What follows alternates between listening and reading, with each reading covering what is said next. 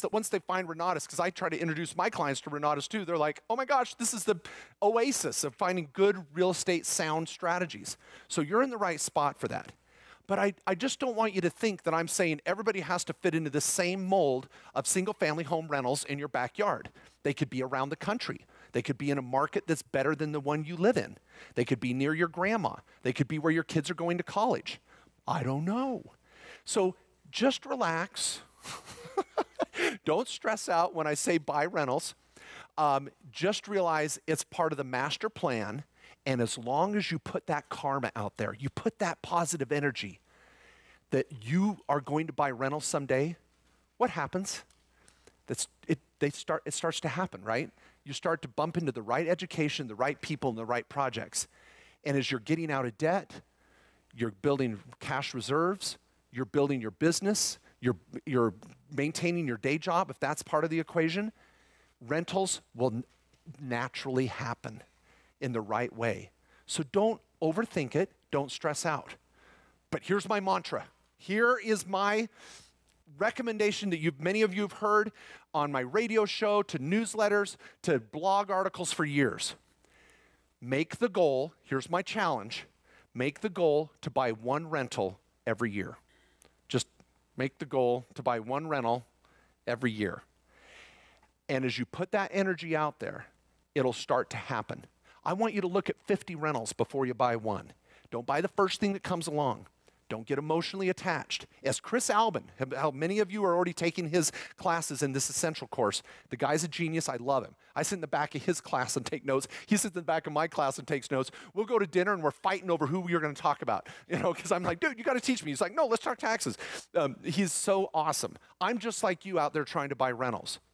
But what Chris Albin will tell you again is you're not buying a house. You're not buying a rental. You're buying numbers. And you're buying numbers that have to make sense on paper. So many clients look at this cute little house. Oh my gosh, that's adorable. I could live there. Let's buy it. No, no, no, no. Run the numbers. Oh, this meth lab, it looks just terrible. I could never. The numbers are great. Okay. So now I know that there can be risk in rental property. I know that it can be stressful, and buying bad rentals, it's going to happen. As you build your portfolio, you're going to make some mistakes. But I want to give you some suggestions. I want to give you some approaches from a tax standpoint and from this experience that I have of consulting so many thousands of clients every year. So please put your guard down and just soak this up. And I challenge you to make that goal. Now, a couple of these guys came and said they had to go to work. And so this crowd over here on the side, don't feel like you're out there, in La La Land. This is wide open for you. You can come sit up here if you want. I don't know if that, I don't want anybody at home to think everybody's leaving. They're not. We're packed, it's standing room only in the back, but so come on up and sit here if you want. All right. Now, all righty. Here's my 4-quadrant analysis. Thank you so much, Christian. So here's something that I'm really committed to, and I've been teaching this little slide for years. And so for some of you that have heard me give these examples, I'm going to use generally the same numbers to make a point, but I want you to memorize this. I really want you to use this little demonstration I do, even if it's the 5th time you've heard me or seen me do it, so that you can pound it out on the hood of your car. You can talk to your partners, your investors, or your lenders, or family members, and teach them this concept. My kids have been watching me present this for years, and my son this year came up and said, Dad, I really want to buy a rental property. He's going to college, and he's like, I want to buy a rental and rent the rooms to other college kids. And I'm like, yes, give me a hug. I was like, he's seen the light. But I didn't want to tell him to do it. I didn't want to do it for him. I wanted him to catch the vision and go, Dad, help me do this. And it's exciting. And so this year our goal is to help him get into a rental property, and I'm really, really excited about it. So if I could get my kids through college debt-free with a small business and a rental property, oh my gosh. How many of us wish our parents were teaching this when they were their age, right? Oh, just so... Yeah, so you've got such an opportunity here to help your family, whether they're nieces or nephews or grandkids, a brother, a sister, a parent. And you know, I'm going to use this moment to digress to this point. This was on NPR the other day, just another little show they were doing, where they were doing the 60 over and unemployed. That they've got their own little class now, like this label, 60 and over and unemployed. Testing 1, 2. And they were on the show going, what are we going to do? And I can't get a job, and I've been sitting around and unemployed. And I was like, what? And I was just like, I went insane. So I did my own show on it the week later. And I totally twisted it around and was like, oh my gosh, 60 and over, and the sky's the limit. Because this is your opportunity to take that life, all those life lessons and those skill sets that you've learned during your life and start buying rentals and getting into business rather than feeling you have to work for someone else. Now, it's scary that I have clients that are 60 years old and their savings is gone because they paid for all their kids' colleges. And now they have no retirement. And they're like, I get phone calls and meetings all the time with clients around the country that are like, hey, Mark, we're ready to focus on our retirement. We're in our 50s. And it's scary and it's sad. So you yourself have a chance now to hopefully network and partner and work with others that are desperate for what you're learning. And so this is, again, is a really powerful little section that I want to talk about. And that's the 4 benefits of rental property. 4 benefits of rental property. So I'm going to do my best to diagram this with a little 4-quadrant analysis, and I'm going to do my best with my handwriting. Now, those 4 benefits, woo! Okay, our first, appreciation, mortgage reduction, and again, I'd like all of you taking notes to write this down, mortgage reductions, tax benefits, and cash flow. All right. Now, let's say you go out and buy a cute little rental for $100,000. Now, it could be a storage unit, it could be a duplex, it could be a little meth lab, it could be whatever, you know, cute little cash flow meth lab, whatever you want. But you're going to go out and buy this property for $100,000, purchase price.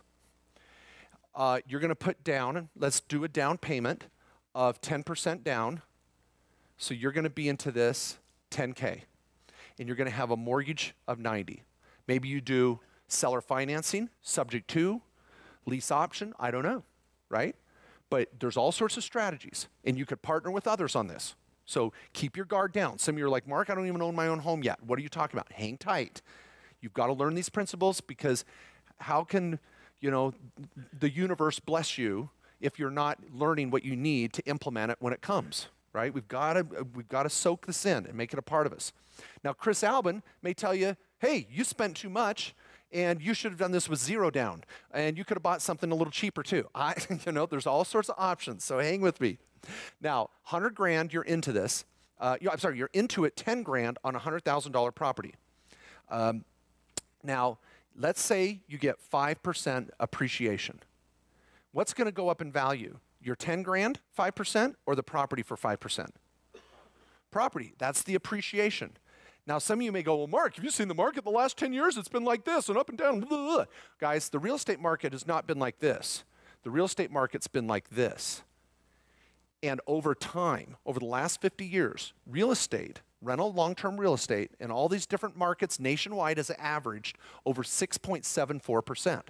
Even with the 2008 crash, real estate outperformed the S&P 500. Now, we know the stock market's on a huge run right now, but what we know with real estate, there can be a bubble, and we know there can also be a bubble with the stock market. Now, I'm not saying we don't invest in the stock market. We want to diversify, but we need to have real estate as part of the equation.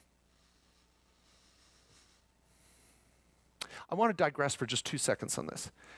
Some people say, Mark, why do you make real estate more important than even putting money in an IRA or 401k sometimes? Because, guys, we as Americans suck at saving. We do.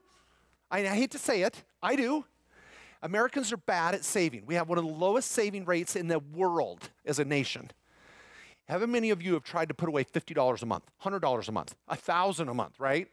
How many of us try to save, and unless they take it right out of our paycheck, does it happen? No.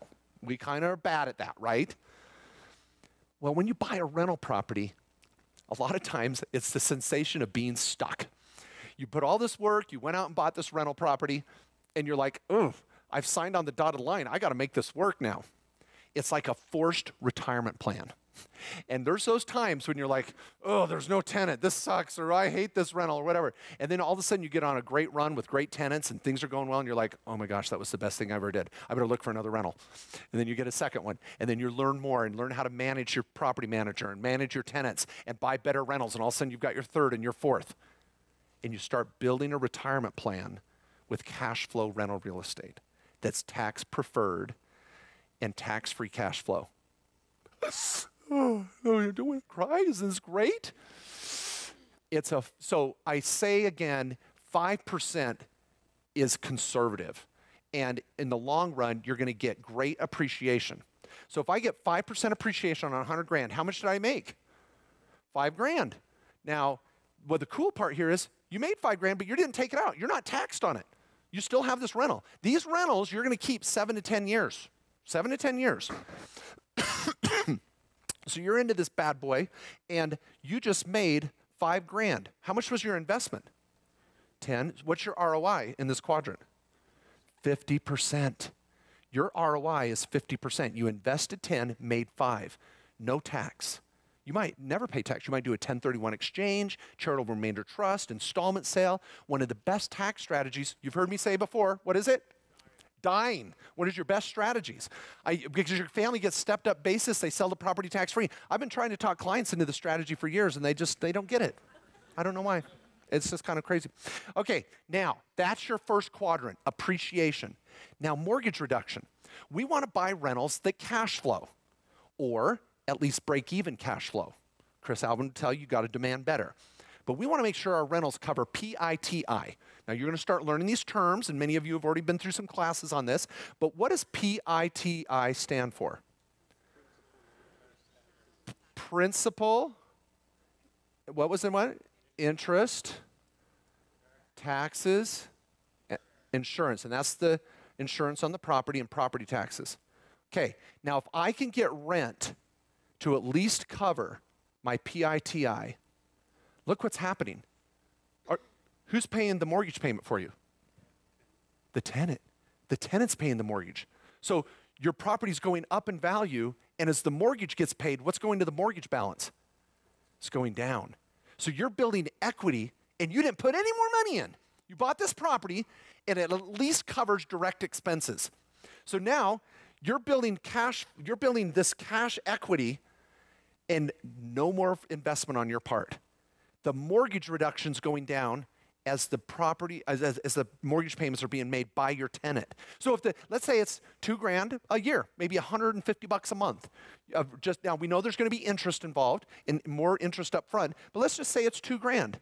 The mortgage is going down by $2 grand and it's going up in value. So I just created another ROI, another return on my investment. What's the percent here? 20%. So I invested 10, I made 2. Woo! Bam!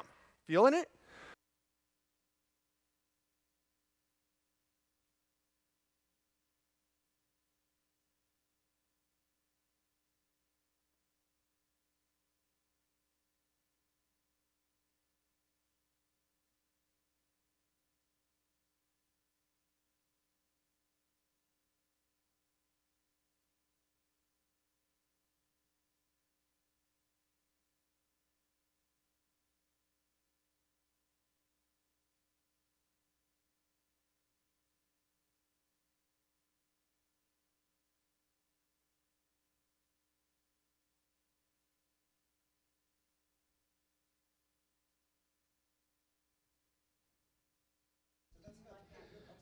All right, let's get people to come in.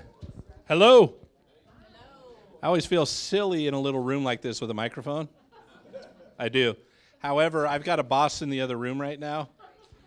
For some reason, he likes to record what I do, probably for, so he can actually extort.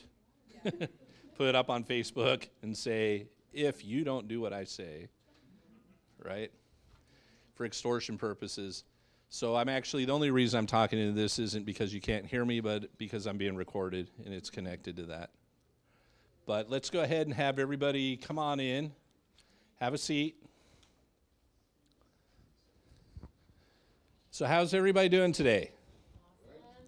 Awesome. You know what? I actually kind of missed this. This Tuesday, okay, let me go backwards. First of all, my name's Kevin Sparks, and I'm one of the co-founders of Positive Impact Real Estate Investors Group. And who we are is we're a group of advanced, intermediate, and beginning investors, and what we do is we teach, train, mentor, and support each other in reaching our financial goals. I'm going to give you just a little bit of history here in a moment, but before I do that, what we tend to do is actually do property walkthroughs, and we do them on multiple Saturdays a month, okay? And typically when we do those walkthroughs, for example, this past Saturday when we did that walkthrough, I think we had 40 people there, okay? Which was really cool. It was a lot of fun. What we do at those walkthroughs is share some things with people, and we're with them for about an hour and a half or so, okay? When those folks come to that, that's usually the first time they've met us, and a lot of times the first time we're meeting some of them, okay? So this is a little different scenario tonight, because what we tell them is, look, based on what you've seen today, you know, you've probably learned some things about us, you know a little bit more about what we're doing, and you probably want to know more what it'd look like to be a part of our team. And we also give them the option, because we actually have an office we work out of in Carlsbad, and then we have this office here in Murrieta. It's really interesting to see how it all pans out after Saturday, because it's really interesting. 2 weeks ago on like a Tuesday night, we had about a dozen people that came, and then on Murrieta on Thursday night, we were packed. This week, we went to Carlsbad, and we couldn't find seats for everybody, because we had 35 people show up. And then here we are tonight, not as packed. So I don't know how the invitations are going on or whatever, but people tend to gravitate and go on Tuesday or Thursday to whatever's closer to their house, regardless of where the property walkthrough happened to be. However, when we do those walkthroughs, we promise those people some things, okay? As far as what's going to happen on either Tuesday or Thursday. And so in order for me to keep those promises to you guys right now, those that were here on Saturday, I need to do those things because I want to keep my word. But here's how that's going to maybe affect some of you that this is the first time you're meeting us. I won't say you'll be lost, because we're going to make this valuable for everybody, but there's some things that we might talk about or do that you might have to rewind. You know what I mean? You might say, I probably need to go to one of those property tour things and see how that works out and how that goes, because they're super cool and it's showing you the real thing. I mean, we literally will walk through, I'll give you an example of this past Saturday. We did a property walkthrough in Sun City on a property that actually literally closed that Friday afternoon. So sometimes we get into the property like as it's being cleaned out. Sometimes we'll walk through a property, it's in the middle of a demo. Sometimes we'll walk through a property and we're almost done with it, right? It's ready to go on market and whatnot. And we do them in different stages, but we also don't want to go back to the same property every single week, right? Because, you know, there's only so much that happens week to week, although things happen pretty quickly, but we also like to have some variety. So we do these from time to time. To give you a little bit of history, though, my wife and I moved here very recently from Phoenix. How many of you have ever been to Phoenix or have lived in Phoenix, okay? If you've been to Phoenix, then here's what you know about it. The months of, let's call it December, January, February, maybe March if you're lucky, the weather's pretty nice. It's already hit over 100 degrees in Phoenix this year, all right? The rest of the year, it's the devil's playground, okay?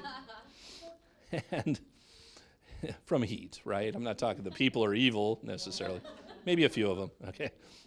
But for the most part, it's just hot, right? And this is my wife, Kirsten. Say hello.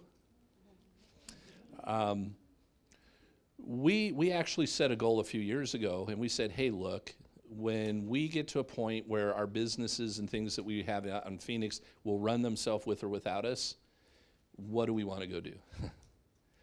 And we became empty nesters a little bit over a year ago.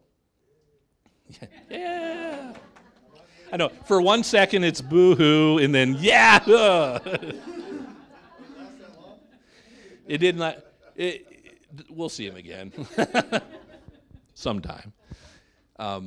So anyhow, but prior to moving out here, we'd made a few visits and things like that to different areas, and we had made up our mind. We didn't know what city we were going to move to necessarily. We just knew it was going to be LA, Orange, or San Diego County because it's closer to the beach. And it's much cooler closer to the beach than it is in Arizona. And I'm not going to pick on Murrieta, Temecula too much because you guys are here, but it doesn't feel a whole lot cooler here than it does in Arizona sometimes. Right? That's not what we moved for. But we picked the area that we did because my wife loves horses. We don't have any yet, okay? So if you do or you have or whatever, you're going to become best friends. Oh, that's right. Yes. Cool. Done, honey. It was worth coming tonight. That's right, okay? But what we were looking at is she wants the horse type area property, and I want the beach. So how do you do both? No, you don't move to Murrieta. Unless you call Lake Elsinore a beach, right? And if you do that, you just messed up and get out more. Yeah. No. So we moved to Encinitas, and more specifically, different people know areas better. I mean, more specifically, Olivenhain, if you know what that is. And some people are like, I don't know what that is. Neither did I. Right? Some people don't even know what Encinitas is, so you say, oh, San Diego. But usually what I have to tell people who don't know, and by the way, I'm telling you guys in California that don't know. That's the weird part. I have to go, do you know where Oceanside is? Oh, yeah, I don't know. Then do you know where Carlsbad is? Yeah. Well, then you got Encinitas. Oh, Solano Beach, Del Mar, La Jolla. Okay, I know where all that stuff's at, right? Or you talk about horses, and you know where Rancho Santa Fe is? Okay, I don't. You guys know where Rancho Santa Fe is? Yep. Some of you do, right? And so Olivenhain is part of Encinitas, but Encinitas was originally like 5 towns. And then now they call it Encinitas, but I guess they all had their own name a couple decades ago or something like that. So we're at the part that butts up Encinitas to Rancho Santa Fe. So those that love horses, we're 15 minutes from the beach, and you can have horses too.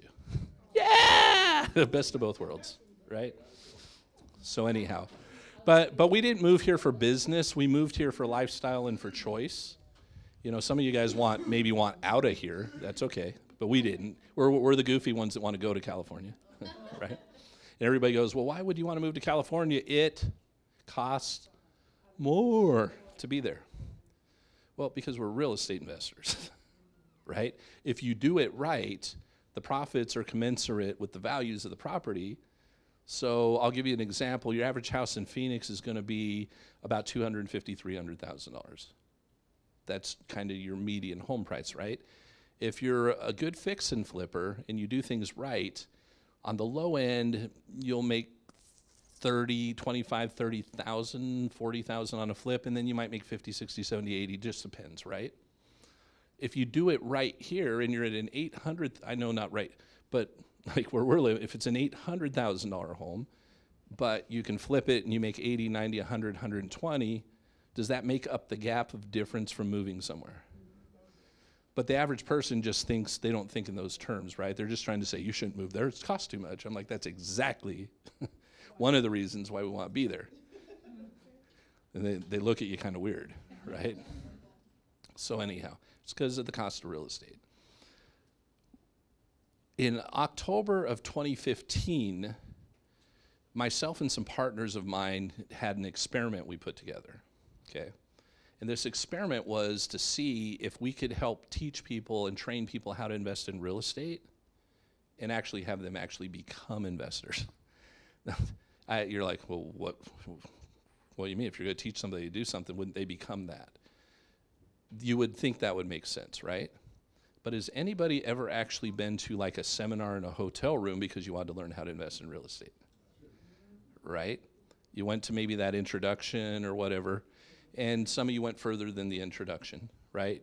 You spent that $200 to maybe $2,000 to go spend 3 days with a group of people, and in your mind, you're thinking 3 days, they must be teaching me how to invest in real estate.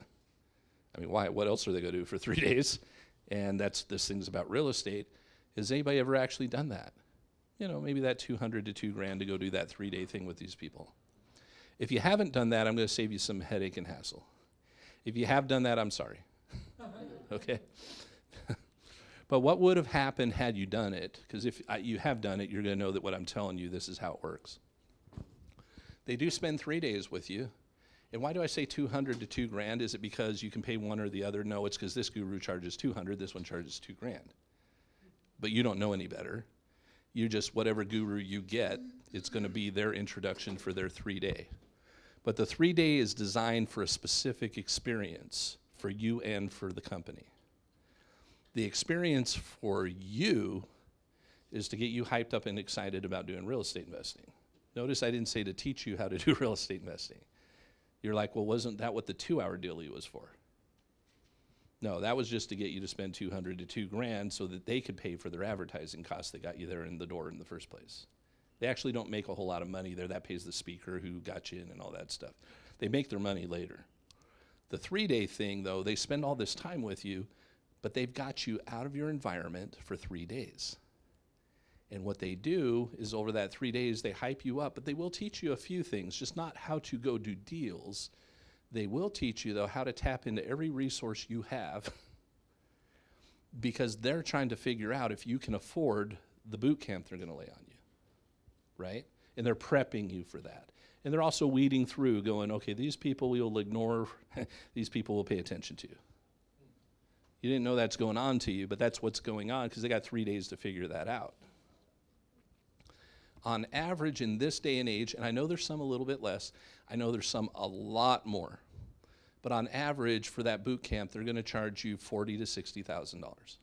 Okay? And some of you go, wow, and some of you go, yeah, and some of you go, that's less than I paid. I mean, it just depends on what you've done so far in your life, right? What you've been exposed to. Now let's talk about that for just 1 second, okay? Let's just take $40,000 as a number, okay?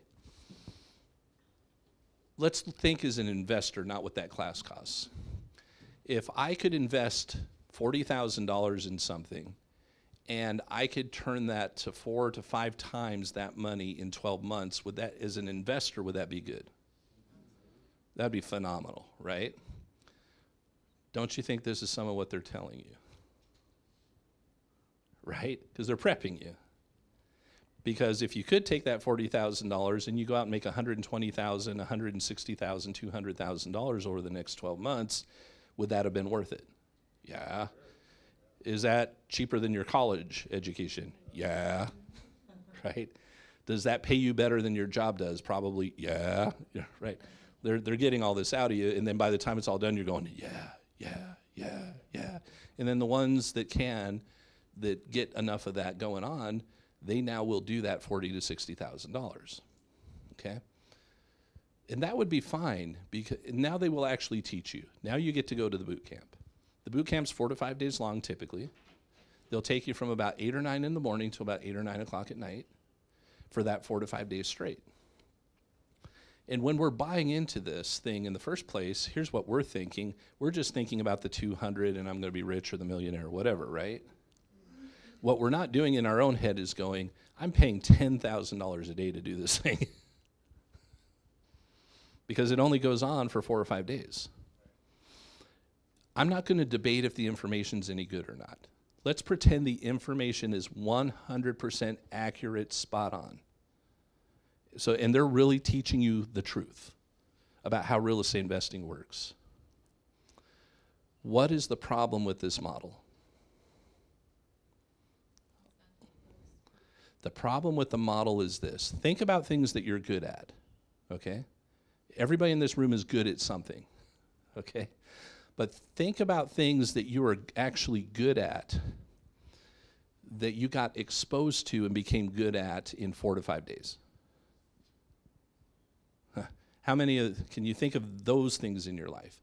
Like you got exposed to it, became good at it in 4 to 5 days. Right? We're all going like this. I'm better than you guys. Because there are some things that I got exposed to and got good at in less than 5 days. You know what that was? When I was born, I was an expert instantly. I could eat, sleep, poop, and cry. And nobody had to train me how to do that. I was awesome. Other than that, there's nothing else that I can think of that in 4 to 5 days I became an expert at, to the point where I was competent in doing it, right? So real estate investing, though, it's to some people it's like this mystery, right? But it's not. It's not mysterious. What keeps it mysterious is that most people won't actually show you how to be a real estate investor in the manner you're used to learning how to do things. It really is that simple. Why can we take an 18-year-old out of high school and 8 or 9 years down the road, turn them into a heart surgeon, having them cutting you open and replacing your heart? But we can't teach an average person how to invest in real estate. Why can we teach somebody to be an air conditioning technician? Why could somebody become a dental hygienist at a trade school, right? Do we have things like that that exist? Do we pretty much have training for just about every profession out there in some way, shape, or form? I'm not saying everybody that goes to school comes out and does that thing they got trained for, right? Many of us change careers and things. But can we come out of whatever training that we go through at least somewhat competent? Maybe not like perfect, but can we come out knowing how to do enough that we'll get hired somewhere probably? I said probably, right? A lot of times there's competition. But if we went to trade schools, colleges, universities, and the success rate of the students coming out of that was 3% of them would actually be able to go do what they got trained to do, how many people would continue to do that? Nobody, right? Nobody would be going to any of these schools or institutions. But that's the Guru program. 3 out of 100 that go through what I just told you about turn into real estate investors. Right? We did an experiment in Phoenix, October of 2015. We started this experiment. We wanted to see, and it was myself, a partner, John, another partner, Chris. And to give you a little background, John had 27 years full-time experience as a real estate investor. Chris, 37 years experience. We had another half a dozen people with 5 to 20 years experience as real estate investors, okay, that said that they were willing to give anywhere from 1 to 4 hours of their time per week into each, but collectively that would be a lot of hours, 1 to 4 hours to help train people how to do it, right? And what we decided was in this process, and here's why we weren't willing to give more time than that, to be perfectly honest with you. Have you ever wondered why, like the Guru thing, well, if they're so successful, why don't they go invest? Why are they teaching me? First of all, it's very lucrative to run their seminar company, that's why. But the other reason is they're not doing it anymore. But a successful real estate investor that's out there that's making, I don't know, $250,000, $500,000, $1 million plus a year, or like Chris with 37 years experience, 8 figures a year, there's not a big incentive for them to not go do that and now turn around and try and train people to be real estate investors. There's a little incentive to do it if they don't start a company. But what we did is we got the buy-in from 1 to 4 hour commitment, essentially. Some were even willing to give up to like 5 or 6, but for the most part, about 1 to 4 hours was the commitment we got out of these people. So then we wanted to come up with a process, how can we take that little bit of time and actually successfully help people become real estate investors, okay? What we realized is this. Would you agree if you went to a trade school, college, or university, you're gonna have a little bit of study time on your own, no matter what it is that you do? But in a trade school scenario, would you then come back to the school or out into the field and actually do something? Well, if you're wanting to be a real estate investor, you will. If you're wanting to be a dental hygienist, right? If you're at trade school, you're teaching somebody to be an air conditioning tech, are they just gonna watch videos and read books? No, they're gonna actually start working on and doing, right? Not day one. They're not gonna say, take the air conditioner apart and put it back together. Because you will never have that air conditioner put back together again. They'll lose pieces, right? But You give them some things to study, and then what you do is after they've done a little study, then you put them with someone who's done this for years and years and years, and you let them Q&A with each other for a little bit. Then what you do is you have the expert right in front of their face take the sucker apart and put it back together, right? And then you say, okay, what questions do you have about that? And then you tell that person, okay, we're going to come back in a few days, if it's not a daily type thing. And that we had to set up something that wasn't daily because we only had 1 to 4 hours of commitment from these people. But so we set it up so you came back once or twice a week for anywhere for 2 to 4 hours, okay? And we typically do it on an evening, and we'd say, great, here's what we want you to go study on your own, and then you're going to come back on Wednesday, for example, over there Wednesday night, and you're going to come to our mastermind study group, and we're going to show you how to apply what you've been learning, answer your questions, and then model for you how it works. And here's what we ended up doing. And so then, after a little bit, what you're doing for this person is going, okay, like an air conditioning tech, you might say, okay, you studied a little more, we're going to take the air conditioner apart together. Does that make sense? And then we're going to put it back together. So this person's coming along, maybe this is week 2 or 3 or whatever, right? And then eventually what you're going to do is you're going to say, okay, great, you're going to take it apart. I'm going to put it back together, right? Then eventually it's going to be, you're going to take it apart, you're going to put it back together while I'm standing there. And then eventually it's going to be, you're going to take it apart, put it back together while I'm over in the other room somewhere. And then I'm going to come back, inspect it, and see how you did. And then eventually it's going to be, I'm not even going to show up this week. You're going to take it apart, put it back together. I'm going to come back next week and figure out if you did it right or not. By the way, if you get stuck or whatever, here's a few instructions, but here's my cell phone number. Here's my text. Here's how you can get a message to me. If you're going through a process like that, it's a lot easier to become successful doing it. Can you figure it out that way if you're working side by side with somebody who does it all the time? Yes, you have to do some study and things on your own. Why do we make people do some things and study on their own? Because I only get 1 to 4 hours out of the experts. I need to shave off as much of the learning curve as I can with you doing some self-study stuff so that 1 to 4 hours of valuable time isn't wasted, so that they're willing to do it. Because the last thing my successful real estate investor friends want to do, and I'm going to be facetious about this, right? And I can mess with you a little bit, Quan, I think. Show me the Quan, right? I love that saying. If he's so new that I have to tell him that real estate is 2 words, and I've been investing for the last 12 years, is that a good use of my time? Could I actually give him something to study on his own for 3 or 4 hours while he's away from me that will help him know that real estate's 2 words? So do I need to do that? What am I more valuable for? I'm more valuable for the doing, right? I'm more valuable for the modeling how it's done than to just regurgitate stuff that you could go figure out as a smart human being, right?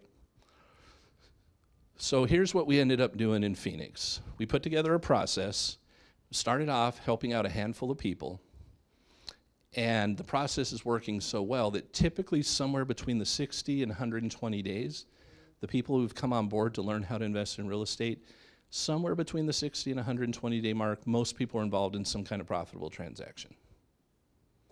Is that a little different outcome than the seminar programs? Is that a significantly different outcome? Absolutely, right? I'm going to give you a very specific example. Matter of fact, it was really kind of cool this past Saturday, not just the walkthrough, but my partner John actually happened to be here this last Saturday, later on in the afternoon. And I wanted it to come from somebody else's mouth than my own. and he didn't know what I was going to ask him.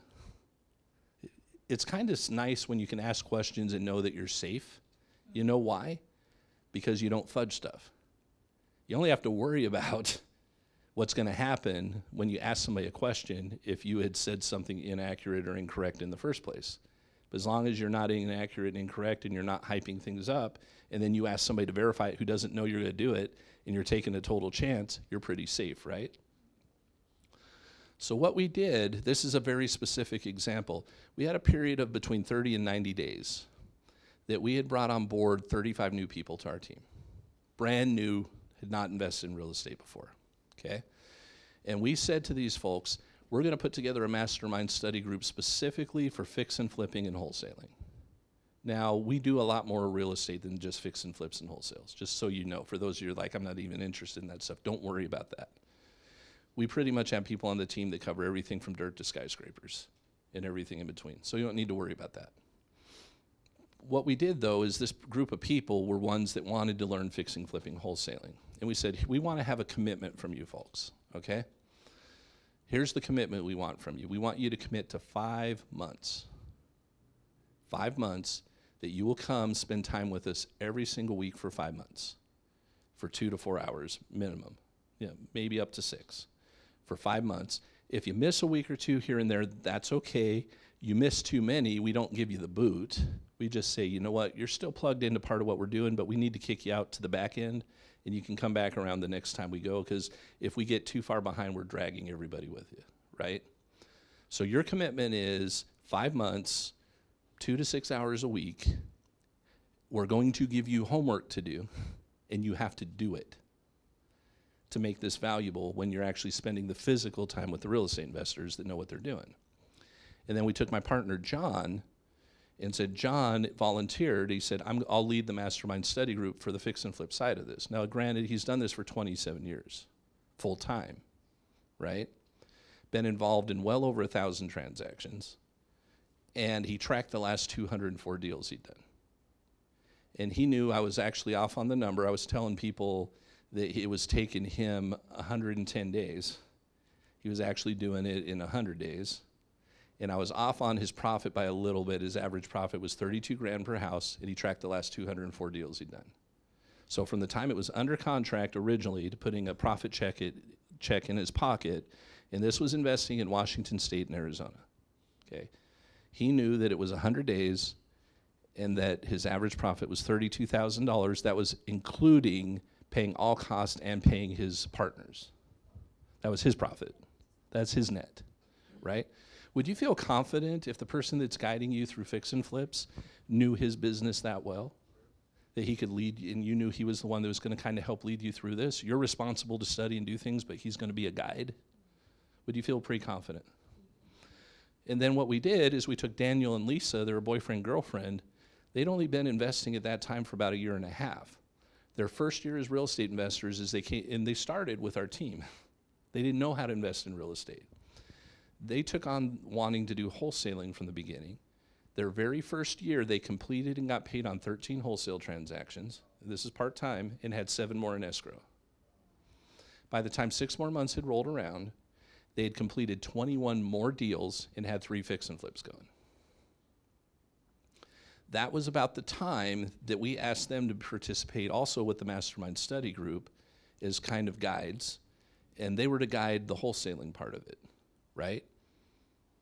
So wholesaling up to that point, you had 13 plus 7, 21. Okay, so you had 41. They'd done 41 wholesale transactions in a year and a half. Okay? Would you feel pretty confident, even if you're new, that if they're helping you on the wholesale side of this business to understand and guide you through it, would you feel pretty confident with their help? You know what was the coolest part about this? I just told you that it was only a year and a half ago they hadn't even done a deal yet. You know why they were having the success they were? Because they followed the same process we were about to take these other 35 people through. We were just a little smaller at the time, right? In 5 months, what they did, and John talked about this on Saturday, 5 months, that group collectively, who had never invested in real estate before, had done 44 deals. 44 deals in 5 months. And this was really kind of cool too, with amongst themselves and their own resources. Does anybody know what gap funding is? Okay, if you don't, that's okay. I won't get into a lot of depth on that, but they had created amongst themselves. I was off on the number originally. I was originally telling people that it was $3.2 million till John told me it was over $4 million. So they collectively put together over $4 million in gap funds amongst themselves. Why would that be cool? It'd be cool for a lot of reasons, but one is because you can keep more profit in the deal if you're not having to go out there and get loans and pay interest to other people, or if you were gap funding a deal with us because you're on the team, she can get the interest instead of a bank. Is that better for the team? Is that better for everybody, right? So I'm sharing this with you guys right now, what we did, because we're doing the same thing right here in your backyard, and we're at the genesis of this. I know there have been some things going on around here for a little while, and when Kendall and I got to talk with each other and talk about what he was doing with his team, I shared with him some of the things that we're doing. He said, let's see how that works, and I'd be willing to help commit myself and Darren to help support that scenario. And then over in Carlsbad, same thing. You've got Daryl and Imran over there. So, Kendall, how many real estate investing deals have you been involved with, by the way? Over 350. Okay. Over 350, what types of deals mostly? Mostly fix and flip. Okay, so 350 fix and flips, over 350 fix and flips. How many of those fix and flips had your money and credit in them? None of them. You guys hear that? Yeah. Hold on. How many, Kendall, of your fix and flips had your money or credit in them? He said 0. I didn't tell him to say 0. Okay. He just said what. Now, if he's lying, that's between you and him, right? I don't think he is, because I know how this works. Okay. But the point I'm getting at is, you ever heard you can buy real estate with no money or credit? But you're always like, but that's BS, because I don't know how. Yeah. That's why that's BS, because I don't know how. Right? The truth of the matter is there always is money and or credit in a real estate investing deal. It just isn't necessarily yours. Okay? There always is. Daryl and Imran over in Carlsbad said that they want to also put together the mastermind study group. So we're doing this kind of as one big collective thing, right? But I said, okay, you know, what have you guys done and how are you willing to support? Daryl and Imran started investing in real estate about 11 years ago. They've been partners for the last 10 years, okay? In the last 10 years, I was asking them the other day, they said we lost track, but we stopped keeping track just before we got to 500. Is that a few? And not only have they done fix and flips, they started out doing short sales, and they were doing wholesales, and they were doing fix and flips, and they've done some buy and holds. They've done some land things. They've actually recently even built some brand new homes. They actually built 3 brand new homes in Oceanside. One sold for $1.1 million, one sold for $1.2 million. They got another one on the market right now for a little over $1.2 million. And then they've been building and doing some things in the Midwest too. Because they've developed and moved, and there's a lot. Do you guys realize that real estate investing isn't just this handful of things that you might think it is? Remember, it's everything from dirt to skyscrapers. You can be a real estate investor without ever actually dealing with physical real estate. As a money investor, as a note buyer, right? There's a lot of ways to participate. But I wanted to take the time to share this with you because you are evaluating us, but we're also evaluating you. Because we kind of have a rule about our team and who we work together with. I'm at a point in my life, and my wife knows this because I'm at a point in my life where I'm done dealing with and working with people that I don't have fun with. I'm just being honest. I'm not trying to be snotty about it. I just like cool people. How many of you feel the same way? Like I'm done with the crap and I just like cool people now? Right? And what I mean by cool people, it's not like, hey, I'm a cool person, right? What I mean by cool people is, look, I don't need somebody coming in trying to tell me why what I've been doing for years and years and years won't work, right? Or you know, trying to poke holes into something that you can't poke the holes into the thing, but it's your problem mentally, not mine, right? We're just looking for people who are probably like you guys in the room that said, look, I've thought about real estate investing for a long time, anywhere from a year to 20 years. I maybe haven't gotten around to doing it yet, but I thought it was a good idea, but I just haven't done it yet. And the reason I haven't done it yet is I didn't have the money, or I didn't have the knowledge, or I didn't have the time. And when you really break it down and you're really honest with yourself, you go, it's because I was afraid. When we're honest, it's because I was afraid. But if you're doing it with people that have done it for years and years and years, and have proven it over and over and over again, and you get to do things side by side with these folks, does that help mitigate some of that stuff? The knowledge thing, we can knock out of the park, okay? The money thing, I just told you they raised $4 million amongst themselves, right? The time thing, you know what? We make time for things that we want to do. And if we are busy, when are we going to do something that's going to change that? Right? And then as far as the fear goes, as you gain more knowledge and you gain more experience, the fear lessens and lessens and lessens and lessens. I promise you, your very first deal you do, you will have butterflies. Hopefully you can get them to fly in formation and feel a little better about it, but you are going to be nervous. You could be ready to play in an NBA basketball game and have LeBron James standing next to you and still be a little nervous, right? Because it might be your first one.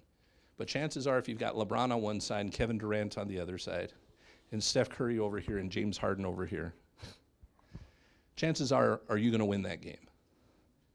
Probably, right? Because they don't even actually need you to win that game, right? But you get to play with them. Is that cool or cool, right? So we're now going to share some information because we said we were going to teach you some things on Saturday that you didn't already know probably.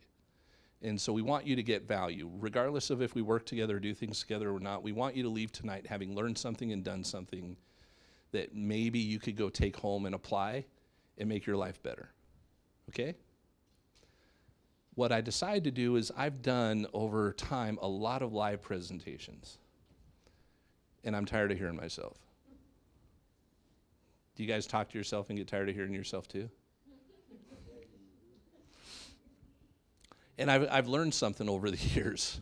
Have you ever been to something, whether it was a business type thing or whatever, it could be church, it could be something really cool that was just different, that you got exposed to something that was totally new to you, and you thought it was pretty cool, and then you went home to try and explain it to your business partner or significant other that wasn't there with you, and they looked at you like you had this big eye in the middle of your forehead. I mean, you seem like an alien to your significant other or business partner or spouse, right? Because you're trying to take what the person in the front of the room has been doing for years and years and years and probably explaining it for just about as long, and you're trying to take what you learned in 30 minutes or an hour and regurgitate it back as succinctly as the person in front of the room did. And don't you end up looking really dumb and feeling kind of uncomfortable? Or the person's reaction to you is kind of mean, right? Because they weren't there. So what we did is one of my partners actually did a webinar a few months ago, okay? And he went over the information that we've been doing live for a long time. He actually did it for some people that were out of state because they wanted to know what it would be like if we wanted to expand into some different areas, but we weren't just going to fly over there to do that. So heck, all I know, John did it in his bunny slippers, okay?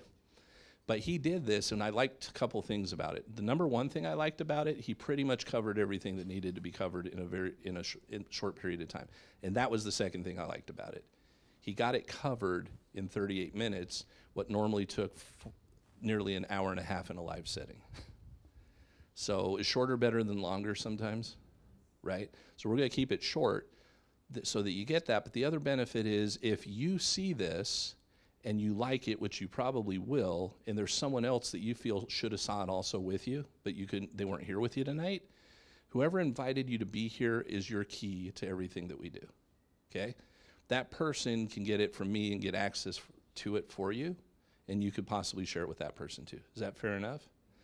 After we're done doing that, I'm going to have Kendall come up here, and I'm going to actually, from this point forward, I'm not even going to talk anymore. This is going to happen. Kendall's going to come up and take some things you're going to learn about tonight into a little bit more depth, right? And then we'll be done for the night. But I want to make sure that regardless of what you end up doing with us and us with you, that you walk out of here with your mind expanded about some things maybe you didn't know before. That's what we kind of told people on Saturday we would do for you, okay? Let me get this going here.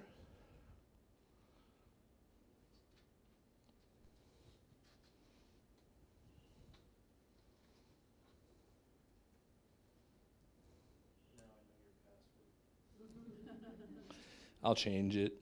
Bunny slippers or something. It's the same. You didn't change it. Same numbers.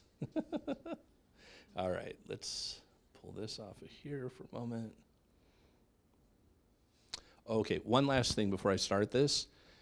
You're welcome to take notes, of course. You probably will. But let me tell you the shortcut to note-taking for this, okay? You're going to see some cool things up here, and you're going to be going like this, I promise. At some point, you're going to be like, ah.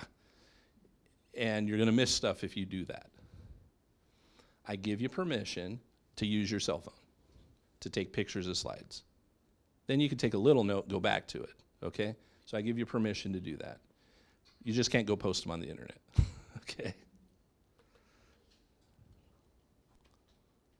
All right. Hey, welcome. My name's John O'Neill, and I'm a real estate investor, entrepreneur based here in Salt Lake City, Utah. I'd like to welcome you to the 4 pillars of epic wealth creation, how to begin to build wealth into your life through taxes, banking, real estate, and business.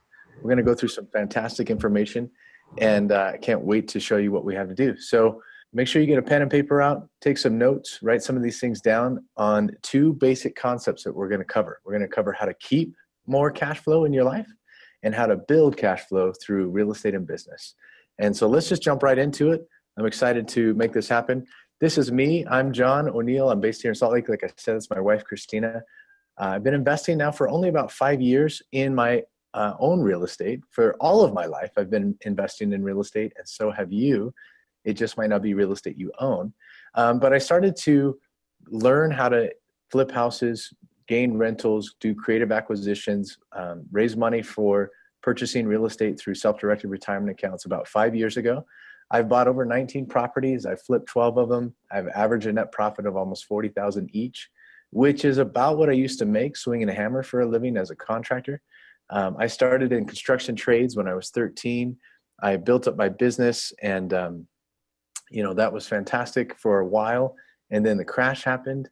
And then we also experienced some major medical setbacks as a family, and we found ourselves broke, living out of my sister-in-law's basement when about 6 years ago now, with 8 suitcases to our name.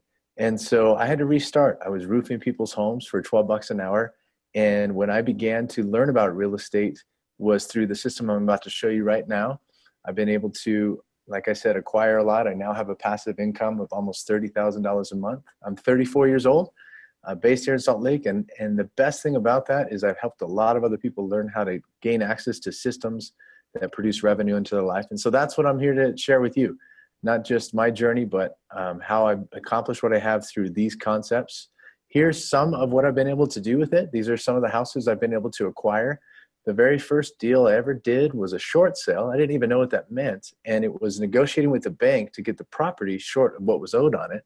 And I got it for $78,000. I funded that house with a self-directed retirement account from a remodeling client of mine. I gave him a 12% return on his investment and secured that in first lien position on the house. And then I sold the house for about $140,000 and netted $37,000. He made $5,600 tax-free, and I was off and running. That's how I also did my next roughly 4 deals, was through those types of capital, other people's money. And then I've learned some creative strategies that I want to share with you, like the one in the corner right there, which was one of the best that I've done, where I was actually able to net a check of over $82,000 on that house. That was a good one. It was a good day. It's twice what I used to make in a year. And that was through a for sale by owner that I got that home here in Utah in Sugar House. I negotiated seller financing on that. The one down there in the corner, this is the check I made on that one. I subdivided the land, sold the lot next door, and made about $92,000 in a day on that one. And the last one in the bottom left is a house I did in Tooele, where the lady was actually behind on her mortgage. I caught her up, and I stepped into her home subject to the existing loan that she had. And it's one of my favorite strategies. It's called subject to. Write that down. We'll talk about that a little bit, how you can step into an existing person's financing or mortgage and take over their payments and own the house and end up being able to leverage that home for rentals or a fix and flip. So right there, that's, around $220,000 in net income I've made just this last year. And those are some of the properties I've been able to do. Like I said, though, I haven't been doing it forever. And if you want to learn to do real estate investment like that, you've got to invest first here. You've got to gain some knowledge. And so what you are about to learn is, first of all, how to keep more cash flow in your life through taxes and interest, how to recover it.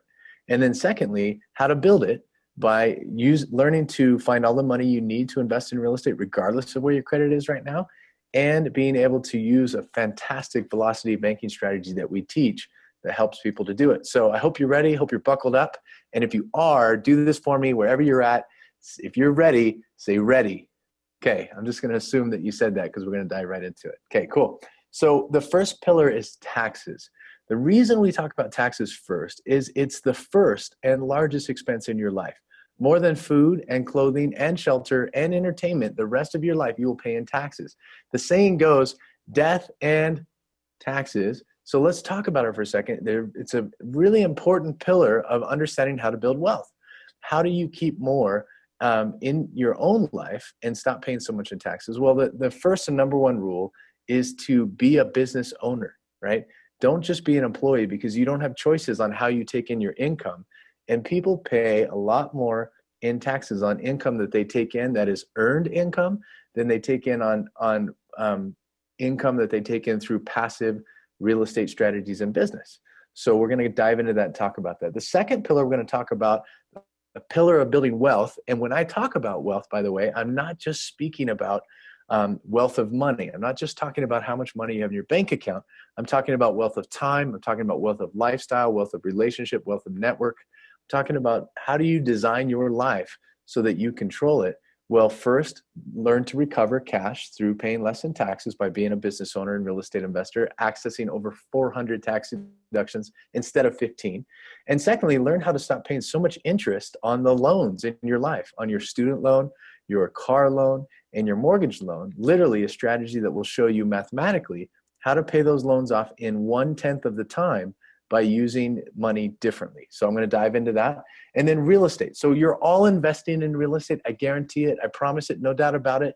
It might just not be real estate you own. I never owned or bought a house before I was 28 years old. My financial philosophy growing up was to work hard and save money. And that's all I knew. That's what I was taught. And that led me to being totally broke at the age of 28, never buying a home. I've now bought a lot more because I learned a new financial philosophy, and it was around real estate and business. It was how to learn to leverage something else besides my time, learn to leverage other people's money, other people's credit, other people's energy, and be able to put that together so that I could, now I have passive assets that put money into my life, whether I'm working for them or not. I get paid when I sleep, and I love teaching people how to do that. So that's why you're here, hopefully. Write this down as one of the first things to put down. If you want to increase your money, increase the value you bring for it. See, money is just a receipt for value that you bring. And so the value I used to bring was I swung a hammer. I could build you a house, and I had to trade my time to do that. And now I've increased my value, and I bring it to the marketplace and teach other people how. And even though I don't have a college degree, it totally works. So I've got a couple people joining. I'm glad you guys are here. I'm going to make sure that we keep this flowing really good, and let's jump into it. Welcome, welcome, welcome, welcome. Taxes, banking, real estate, business. Okay, here's the problem. This is a problem. And if you don't plan, then this is where you end up. People don't plan to fail, they fail to plan. The average 65-year-old has less than $27,000 in their retirement account. People that build up nest eggs, they run out of eggs. But people that buy chickens will give them an egg every day. What do I mean by that? The 40-40-40 plan is broken. It's work from the age of 25 to 65, and you used to get a pension, but you don't anymore. You fight traffic, you have a boss, you don't have control of your life. If you're in that place, then we have a better plan for you. We lay it out through what we do and how we do it. Here is the basic understanding of how you can make income. Be an employee, you can trade your time for dollars. You can be a small business person, and you are somebody that gets leveraged to make that money. You can be a business owner and have a franchise system that makes you money, or you can be an investor, make your money work for you. As an employee, you only have about 15 deductions. As a self-employed individual, you understand that as a small business owner, the minute you remove yourself from the business, it's basically over. When I was a remodeling contractor, as soon as my son was in the hospital, I wasn't there with him. The money wasn't coming in like it was previous to that, right? We'll get more into detail on some of that here in a second. But what I want to show you is a business system that has put over $1.4 million into my life in the last 3.5 years. and how I've learned to use my own funds as well as other investors' funds to leverage more into real estate and be able to do that. So we're going to jump right into that, and it's going to be fantastic. So here's one of the first things you need to know. You're welcome to take screenshots of this stuff. An income statement and a balance sheet is at the basic understanding of cash flow. So cash flow is simple. You either have a poor way of handling cash flow, which is just you make it and you spend it. That is a poor cash flow. You get cash and it flows out. Simple as that. The next way is a middle class thinking around cash flow, which is to make money, then buy something on credit that's shiny or nice or something that you want. It creates an expense in your life and then you pay for it. The last way of cash flow is a wealthy way to address cash flow, which is to make money, buy an asset which puts more money into your pocket, and then you get to then pay for your expenses. So literally, there's nothing wrong with having the nice car, the Porsche, whatever it is that you desire. It's to have the apartment building or the rentals first that pay for those things. The wealthy have been doing that for years, and they leave clues. If you want to get somewhere in life, simply find someone that is where you want to be and learn from them, right? Because the day you stop learning is the day that you die. So if the wealthy 1% in this country have mainly built their wealth through business and real estate, you should give it a shot. Simple as that, okay? You can do it other ways, but the best way is that big green chart right there. Okay, so here's what we're gonna do. We're gonna teach you how to take a problem and bring a solution to it, because that's the number one thing you need to do as an entrepreneur and a real estate investor, be a problem solver. So I'm gonna solve the problem of this be in your life. By the end of this webinar, it will look a lot more like this if you listen to some of the things that I teach, right? Very simply, how to keep more because of tax and interest strategies. So the first thing you need to know to keep more of the money you pay in taxes is how are you making that money? If you're making it as an employee and that is your only designation, then you have no choice. You are in a 30% income bracket where they're taking the tax out of your check before it even gets to you. Have you ever noticed when you work that hour at the job and you risk that hour of time, your reward is a paycheck, but you don't even get the full paycheck. They take something out of it before you even get access to it. And then you pay for all of your stuff like I used to in after-tax dollars, right? I have a cell phone, I have children, I have cars, I have all those types of things. I pay for all of them through my business. That's what a business owner does. And if you want to be a business owner, all you've got to do to start a business is simply become startup mode, right? So you can say after me right now, if you want to start a business, literally say after me, I'm a business owner. That's all it takes. Start keeping track of the expenses of your business. So 54 cents a mile for every mile that you drive. If you have a cell phone, if you have a computer, if you have a small home office. I happen to have children. I pay my children through my business. You can pay your kids up to $6,300 a year with no W-2 or 1099 issued to them, and you can write that off as a business expense. I'm a family man. I live here in Salt Lake. I love my family. It's why I do what I do, but we don't take vacations in the O'Neill family. We take business trips, right? And they happen to be to great places like Cancun, Mexico, and Hawaii. And we have a lifestyle that's very different than others simply because I get to pay for all those things as a business expense rather than out of what's left over. And I pay income taxes on what's left over. Now, property taxes I pay a lot of, and I agree that you should pay property taxes. They go to fund schools and police and fire and bridges and infrastructure. But income taxes, they don't pay for a whole lot in our society. I don't think the government's doing a great job with them. So I choose to keep as much of that in my life as possible and give back. So you can pay taxes on 20% that's left over or 6%. If you want to become a business owner, you're going to open up a 30% pay raise to yourself just simply by tax deductions right there. The second strategy we cover on keeping and recovering cash flow is velocity banking. This one will blow your mind. You've never seen this before, so pay attention. All right. The first thing I want to lay out is that the average household around the country makes about $5,000 a month. You might make more, you might make less, but we're just going to base what you do with that money. What is your cash flow and how you treat that money to see how you can recover more cash flow and use that to pay down your debt quickly. Here's what I want you to write down around this concept. You ready for it?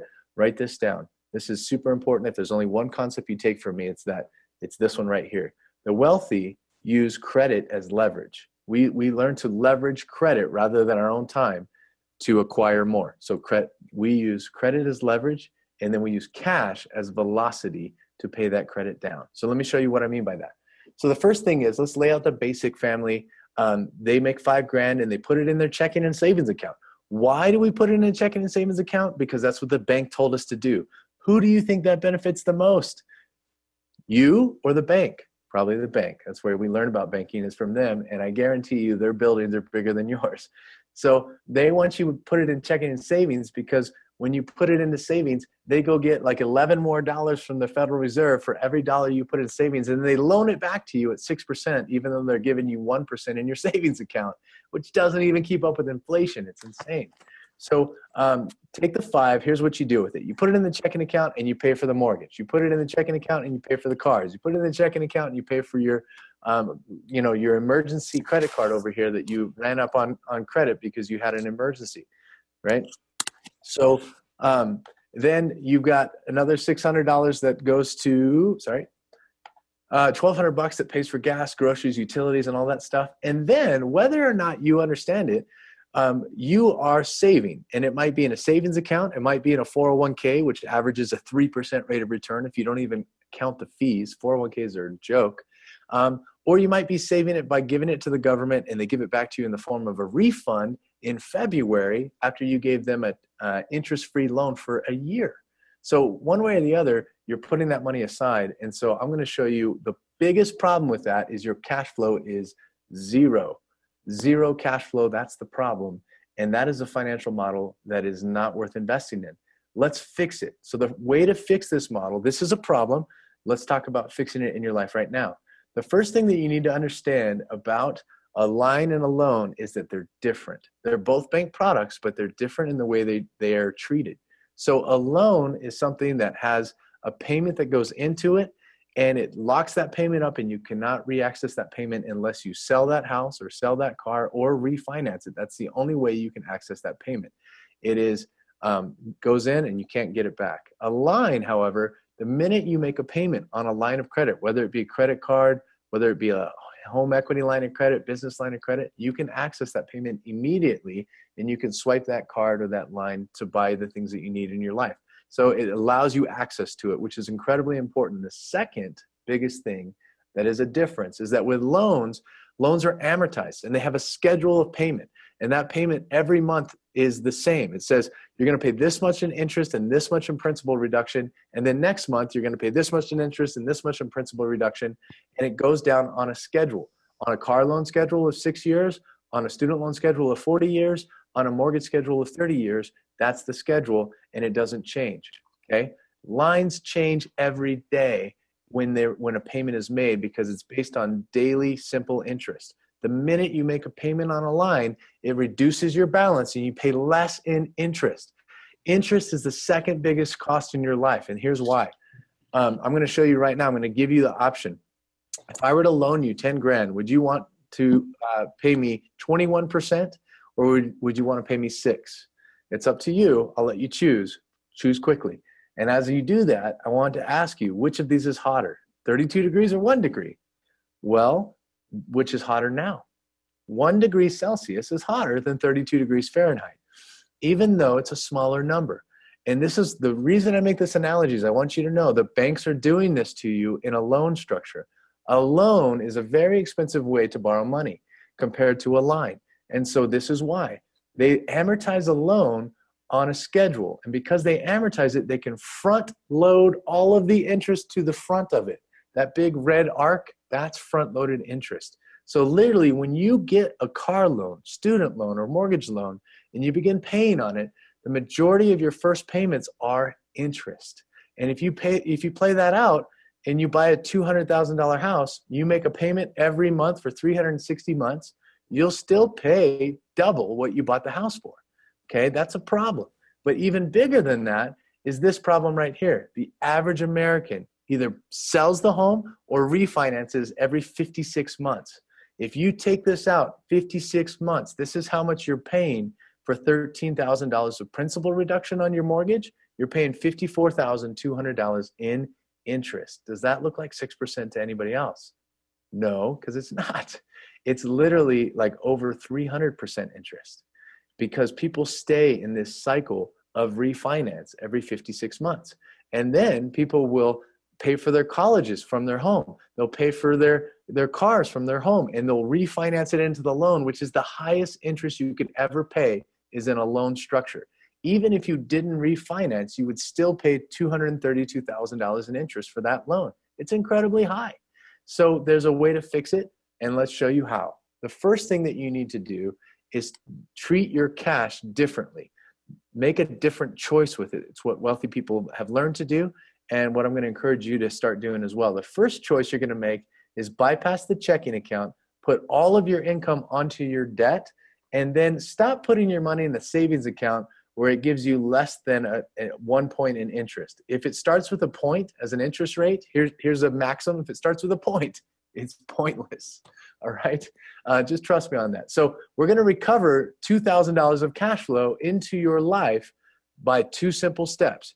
You're going to bypass your checking account, put it all onto your debt, and then you're going to stop savings in that account. Now, I do want you to have money set aside for an emergency. Like, I've got my money set aside in my safe. It's next to my guns. If the zombie apocalypse happens, I'm down. I'm ready to go, right? But other than that, I don't save as a way for investment in a banking account because my money is not doing anything for me in there. If you're putting it in an account, in a savings account or a 401k, and it's not even keeping up with inflation, the cost that things will cost, then it's doing you no good. So I put it all on my very high interest debt. And here's how I do that. You're going to take all of your income. How much of it? All of it. This is the only way this strategy works, and put it straight to your credit card. And you're literally going to slam $5,000 down on your credit card. Now, in this scenario, you still have $3,000 of expenses. So $5,000 goes in, the $2,000 of discretionary income sits on the line and works for you every day to reduce how much interest you're paying, and that's month 1. All right, month 2, you do it again. You slam it with $5,000. You know, maybe you get paid twice a month or 4 times a month or 8 times a month like me, whatever. And it slam it. And then you pay your bills from the credit card. You can pay a mortgage from a credit card. You can connect it to PayPal. You can get a balance transfer check and write checks if you need to. But the majority of costs in your life, you can swipe a card for.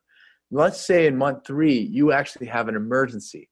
An emergency is a tire blows on your vehicle, and you've got to get $1,000 worth of tires. Well, can you use your credit card to do that? Yes, you can access the principal you've paid down because it's in a credit card. And you could not do that if you just slammed your mortgage with your savings. You couldn't access your mortgage to pay for those tires. That's why we use the line of credit. So 2 things you can use your line of credit for other than debt reduction are assets, to purchase assets, or emergencies. Those are the only 2 things in this scenario. Now, also, month 3, month 4, you're going to notice a couple other things happen. When you hit your credit lines with multiple payments a month, your credit score is going to go up. They like that. And the other thing is the bank is going to give you a credit limit increase.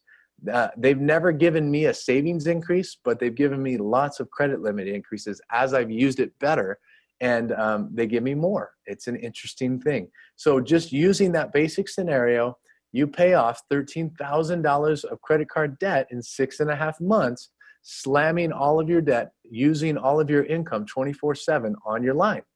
Very simple. It's math, not magic, right? So now you're going to take a $13,000 payment from that credit card, and you're going to put it onto your mortgage. And here's what's going to happen. You put it down on your mortgage, and then it gets paid down over the next 6.5 months. Well, how much does that cost you? To reduce your mortgage by $13,000 in principal, it costs you $1,365 if you have a 21% mortgage, 21% line of credit. So let me make this clear. You're going to credit card your house. Yes, you are. Even at 21%, you take the math, $13,000 in principal payment, you times it by 0.21, that's the percentage rate. So can you get a credit card for less than 21%? Yes, of course you can. I like to underpromise and overdeliver. So even at 21%, you only pay $1,365 in interest to pay down $13,000 of principal on a line. On a loan, once again, it would take you 6 times as long, 8 times as long, 8 times as long, and it would cost you $54,000 in interest to pay down $13,000 in principal. So you get to choose. But every time you take a chunk from your line and chunk it towards your loan, you're going to cut off, in that scenario, you're going to cut off about 4 years off your mortgage. You're going to save yourself $54,000 in interest. and you're going to, you're going to accelerate how quickly you pay your debt down. You can literally pay off a 6-year car loan in 1 year. You can pay off a 30-year mortgage in 3 years simply by using your cash differently, converting it to a line and then applying that line to slam down the principal. It is a phenomenal strategy. Let's just play it out. Let's say that you do that 7 to 10 years later based on this, but it can be shorter than that. You pay off the mortgage. You totally pay off the house. Then you pay off the car, and then you have more cash flow. Well, with cash flow, wealthy people use cash as velocity. So you've got to get more debt. That's the problem. So let me establish something. There is good debt and there is bad debt. Bad debt costs you money. Good debt brings in cash flow. So I have about $1 million in debt right now in real estate that brings in cash flow that pays all my bills. I'm semi-retired at 34 because there's people out there paying down my mortgages and my rents, and those properties are not over leveraged. So that's a really good place to be. How did I get there? I learned some things. So here's one of the things I learned. When you pay down that home, you can leverage that home with a line of credit called a home equity line of credit. You can get an 80% home equity line of credit. Let's just call it, 160 grand. Buy 6 rentals with it. The average rental needs to produce at least $400 in cash flow for it to make sense for you. Add that to the bottom line of $3,800 in cash flow plus $2,400 in cash flow. Your lifestyle is still the same. Then you just apply that to a rental and you pay off one rental every 1.6 years with that cash flow. So just simply take your debt, divide it by your new cash flow, and that's how quickly you pay things off using this strategy. It's amazing. And it works. It's very, very cool.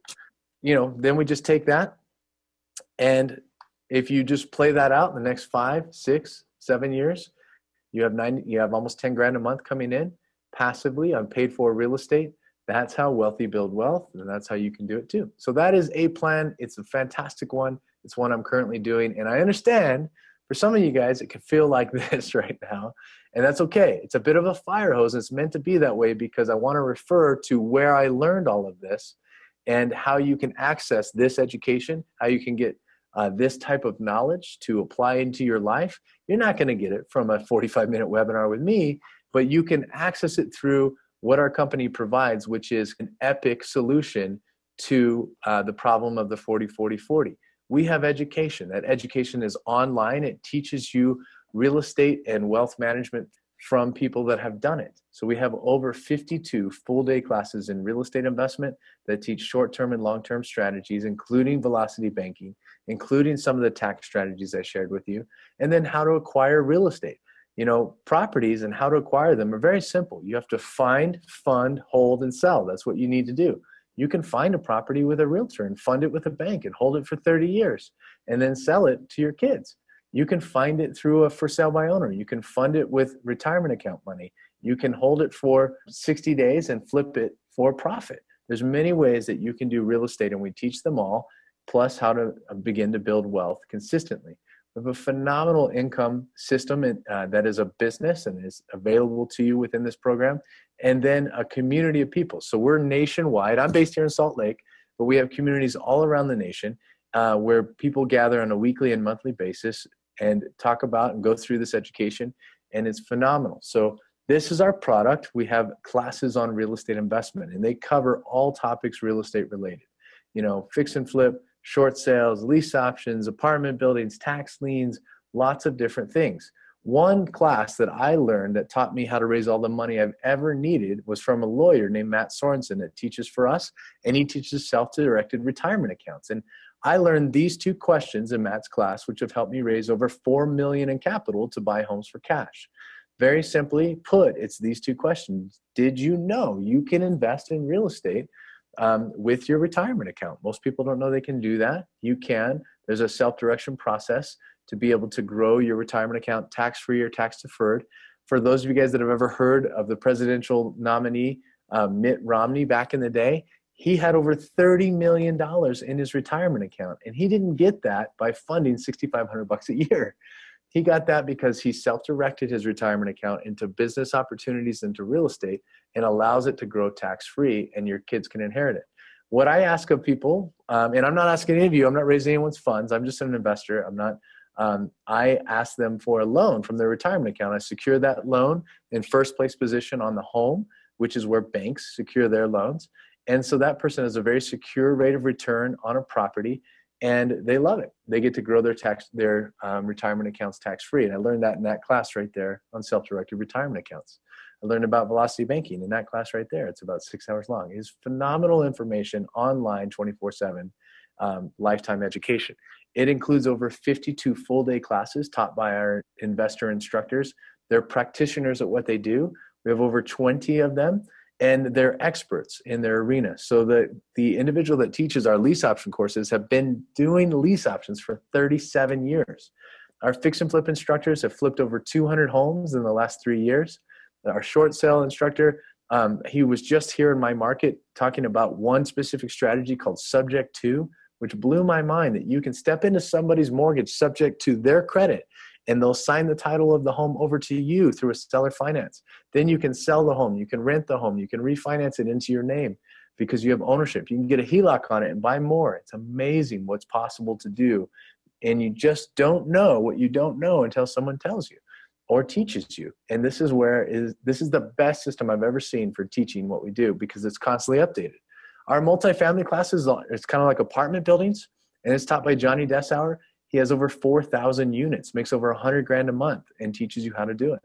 Notes, deeds, and liens. Tax liens are a phenomenal way to pick up property. You can get a guaranteed 12% rate of return, but the number 4 note buyer in the whole country teaches for us, and it's phenomenal. Commercial real estate and tons of bonus tracks for a total of 52 full-day classes in real estate that you get for a lifetime. We continue to add to it, update it, and continue to renew it. So it's now 52. It's phenomenal. With it, you also have some tools that you're going to need. Our software system is second to none in pulling data on properties in your neighborhood.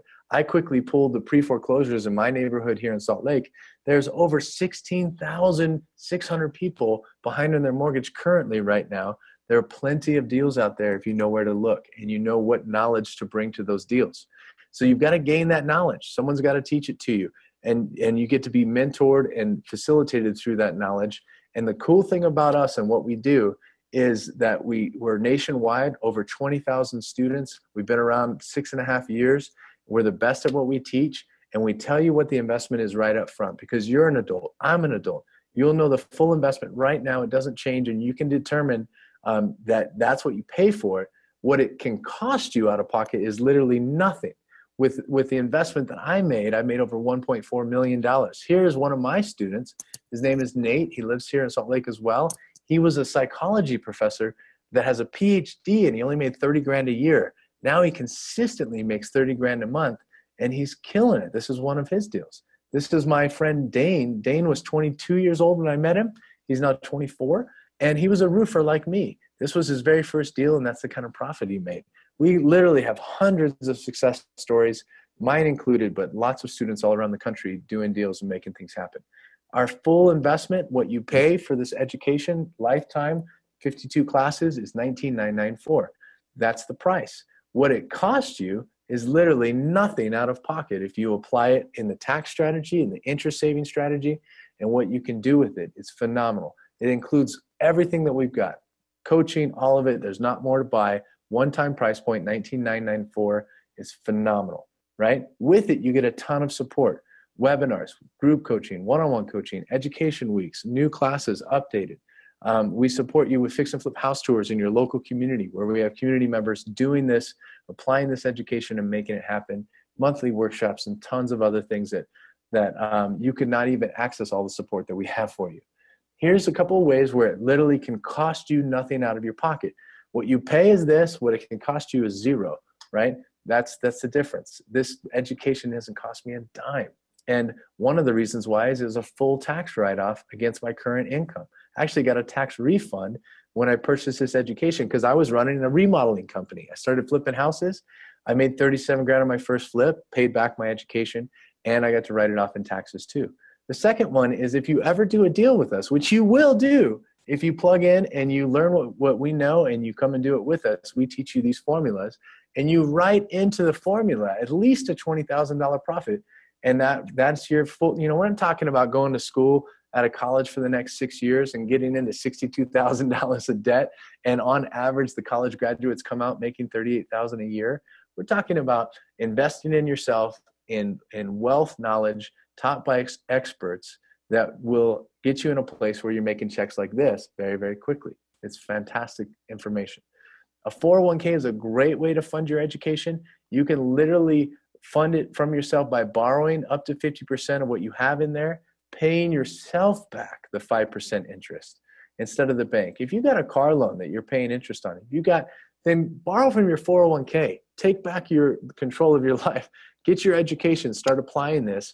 Pay yourself back 5% instead of the bank making so much money on you, right? Apply the education and keep it rolling. You can use that 401k for your first deal, to do the rehab or to do the fix and flip. Credit cards is actually how I was able to get the education with no money out of pocket. I had decent credit, above 680, and I applied for 3 cards. I bought the education. Just with the velocity banking concept alone, you can literally pay that off in 10 months. If you get that at a 0% rate, which is what I did, 18 to 24 months, then bam, your education costs you nothing. You've got it for a lifetime and you're off and running. And if we can show you how to buy a home for 200 grand, trust me, we can show you how to get this education. This is one of my favorites. It's literally to take all of your debt, put it in a line, and then divide that by the new cash flow in your life and be able to pay it off super quickly. And here's how that would work. If you look at your different debts, if you look at your mortgage and your car and those things, then you have monthly costs on those things. If you take all of those expenses and you put it into one bucket, you can reduce your monthly cost by a significant amount, increase your cash flow, and then apply that to your new debt, including your education. You can pay it off in 3.5 years instead of 39. So those are just some strategies and ideas of how you can move forward, get this full investment, be able to achieve your dreams and what your goals are in real estate, recover cash flow through tax and interest strategies, build cash flow through real estate. And then we have a phenomenal business model. It is a system that personally has put over $825,000 now into my life. Yesterday, I got paid over 13 grand. It's a massively effective business nationwide that will plug you into and teach you and show you what we do, right? It's phenomenal. You're in business for yourself, but not by yourself. We have mastermind calls, presentations, and we'll plug you into what we do and how we do it. It's phenomenal. I use that word a lot. But here's what I want to end with, and I want to ask you this question. Would you please answer this for yourself? When I have more than enough time and money, I will what? What will you do? When I have more than enough time and money, I will what? I'm asking you that question. I want you to answer for yourself, because I want to ask you, how long do you want that to be a question? I now find myself at the age of 34 in a place where I can travel, I can give back to the people that I choose to, and I can be with my family. I have 4 beautiful kids. This is why I do what I do. What I do is simple. I invest in real estate. I build massive and passive portfolios in real estate, and I teach people how. I run a business system that produces income weekly into my life. And why I do it's right here. How I do it is with this system, and I invite you to come and do it too, right? So the next step is to be able to get back with the person that connected you to this webinar so that you can get access to a more in-depth look at your numbers, how to specifically set up a plan so that you can, in the next 30, 60, and 90 days, put that plan in place and begin to invest in real estate, and then be able to give you a free velocity banking calculator. So with that, you guys, I appreciate you being on this short webinar to get some information about what we do and how we do it. I invite you to follow up with the person that connected you to this webinar. I look forward to seeing you at our future events, whether it be online or the ones that we have live in person. And with that, have a fantastic night. This is John O'Neill signing out. We'll talk to you guys later. Thanks so much.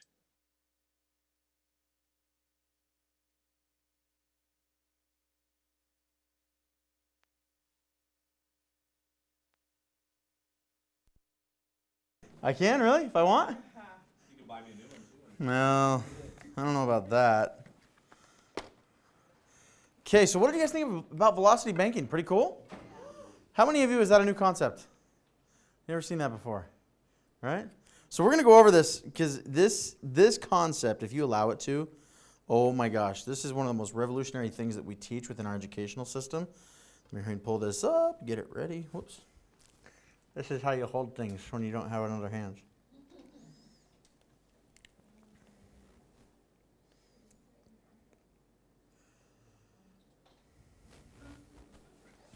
Okay, cool. Let me show you this, guys, because this is amazing. Velocity banking concept, right? This isn't just, it's just not like a cool concept that maybe works in theory. This stuff, it is amazing. How many of you have debt that you'd like to get rid of? Whether it be it's some type of loan, student loan, car loans, mortgages. How many of you want to get rid of those? Yeah, it's time to get rid of those loans. Okay? So the challenge is we start talking about interest, and what did we learn through the presentation? 6% is not really 6%. Okay? So let's find a way to illustrate this. I want to go over this with you guys, and I want to show you a concept of why I'm so passionate about velocity banking. Let me pull this up here real quick. Because what happened to me is when I learned this just a couple of years ago, I ran my numbers on one of my mortgages, on one of my properties that I own in Utah. And I ran my mortgage, I ran my numbers, and I want you guys, let's do some math together, shall we? Because this is when I became so frustrated with this process. All right? I have a mortgage that I borrowed, the original amount that I borrowed was $23,600. Close enough to 24 grand, yes? Okay, now, this is a little bit, I mean, this was 14 years ago. Back in the day, I got a 7.5% on that. And people are like, oh, 7.5%? We'll go back 14 years. Was that okay? And by the way, this is a second mortgage. It was good. It's fine. But by today's standards, people are freaking out like, I can't believe you haven't refinanced. Okay, so I looked into this. I had it for 13 years at this time.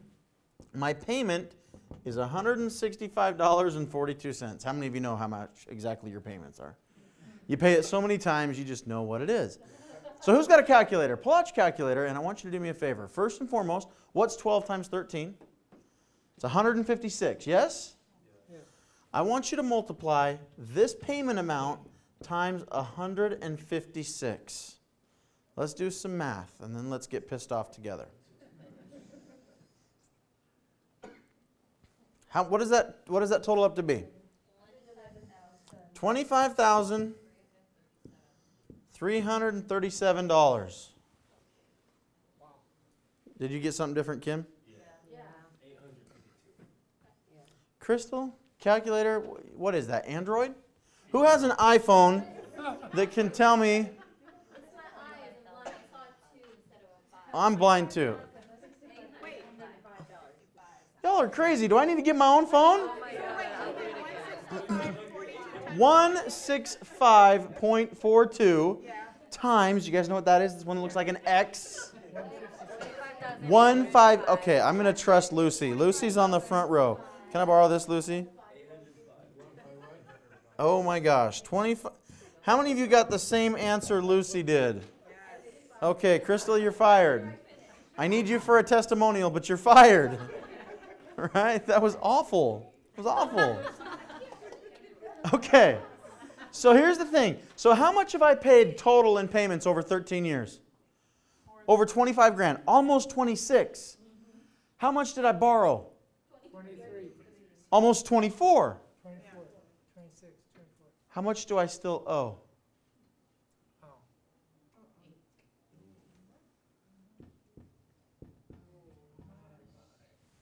19.4.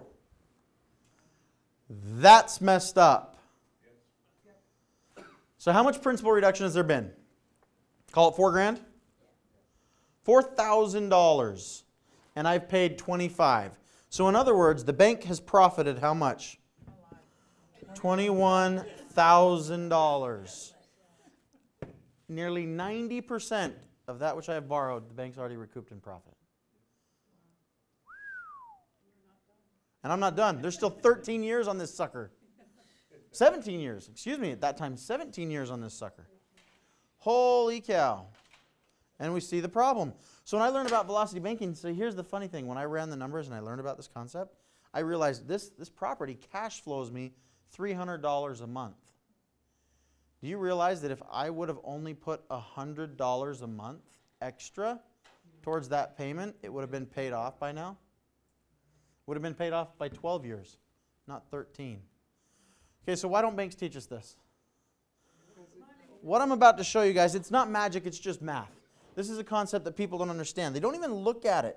You know, because when we buy a house based on what? The monthly payment. We don't, yeah, we sometimes, I mean, that's taken into consideration, right?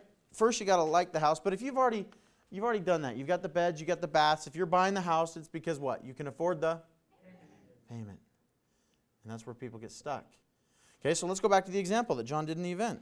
$200,000. Now, I know you can't buy a garage in California for $200,000. Actually, you can. It just depends on where, right? I mean, I was just talking to Teresa earlier tonight, and she says that there's a property that she can buy 5 bedrooms, 3 bath with a pool for $297. It's not in Temecula. It's not in horse country next to Rancho Santa Fe. You can't buy the barn. Yeah. Guys, I'm looking at a property right now in Rancho Santa Fe, right? 10,000 square feet. 10,000 square feet. And the comps go anywhere from, I don't know, 1.8 to 8.4 million. So I don't know what the comps are yet. But I'm looking at putting this thing under contract for 2.6. Pretty good, right? Maybe. Depends. Depends on what we're going to do with it. But 200,000 across Middle America, up in the high desert, out in Hemet, out in different areas. Can you get a house for 200 grand? Yes or yes? Can I ditch my name tag? Thank you. Yes or yes or yes. All right. It kind of stays right there, and then I feel weird. Okay, 6%, 6.01. Now I'm being conservative. Are you laughing at me? Are you taking pictures? Yeah, there's some interesting ones. That's why I'm always so grateful when Christine comes. I always find myself on Facebook 30 pounds fatter than I really am, right? It's like she's zooming anyway, whatever. Okay, so 30-year term, all right? If we pull up an amortization schedule, because an amortization schedule is just a fixed schedule of payments. You're going to have the same payment over time no matter what, yes? Yes. So the principal interest payment here is going to be $1,200. Now there's going to be taxes and insurance, etc. So I've allowed for that, accounted for that here. $1,200.39. Okay. So let's go to Middle America. Let's say that this John Q customer here, or Jane Q customer, makes $5,000 net. What does net mean? After taxes. Is it feasible that if this person's being really studious and really good with their money, could they have money left over at the end of the month? Yes. Yeah. I mean, if they're doing the Dave Ramsey envelope system and the Susie Orm system, and right? Now, is that system built for creating wealth? No. There's nothing wrong with it. What is that system built for? Pay down debts. Did you say consternation or constipation? I don't even know where to go with that, so I'm just going to move forward. Okay, so let's say that we start with $5,000 after taxes, and we've got a little bit of money left over. Let's say that our other expenses, our car payment, our insurance, our whatever, right, is another $3,000. So we're making $5,000 a month after taxes, $3,000 plus our mortgage. How much is left over? $800. $800. Are we still working on math? Oh my gosh, this group with math. I'm going to start doing this, okay? We start with 5. We subtract 1.2. How much is left? 3.8. All right, whatever. $800. So if we've got $800, and that's what you have left over every month, how many of you, if you have $800, you put that straight on your mortgage every month? How many of you don't put that on your mortgage or on your car payment or your student loans or your other debts? None of you do. Why not? Saving? Oh, because you're a saver. What's your name? Zen. Oh, Zen. Love it. Zen is a saver. She's going to put it into a savings account. What kind of an interest rate are you getting on that savings account? 1 point something. Give her a round of applause. She crested the point something, right? You got over. Yeah, it's 1 point something. It's still pointless. What's the rate of inflation, Zen? Approximately, historically, over time. Approximately 3%. So congratulations, you're only losing 2% every year. That's good though, right? Wow, she says. She didn't realize that cash in the bank is actually a liability to you because it doesn't keep up with inflation. Okay, but we got $800. The reason we don't put that against our mortgage is if something happens, if we got to go buy, like you said, buy tires, we can't get the money back. If I put it against my house, I can't get it back unless I do what? Refinance and or sell it. And most people don't want to sell the house. And they don't want to refinance, or they do for all the wrong reasons. Okay? But I'm just curious, that $800, if there was a better way we could use that money, let me ask, John went over this. If you had a chance to borrow money at 21% or 6%, how many of you are going to take 21? Depends on what. That's a really weird... Okay, I'm lending to you.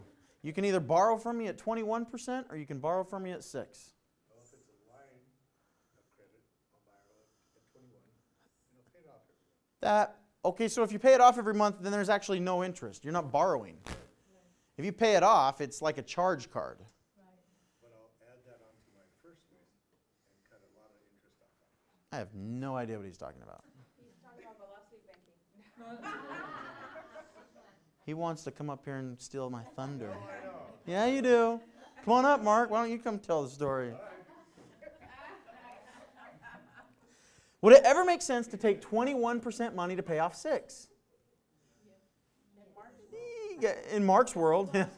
Well, how many of us want to join Mark's world then? Let's figure out, how many of us want to figure out when it makes sense? Hey, let's join Mark's world, because then we're going to go to Wayne's world. And we're going back a few decades, but you know, it's all good. Okay, look at this, guys, 21%. I want to look at, let's look at your amortization schedule. Because here's what, if you have a loan at $200,000 at 6%, you've already signed on the dotted line, yes? You're so excited, boom, brand new homeowner, so stoked. Well, let's look not just at the monthly payment, but at the total payments. What did you sign up for? You signed up for indebtedness of 30 years, which 6% over 30 years, you're going to pay $232,000 in interest. And this is where I love it. People say, yeah, but I'm not going to keep it 30 years.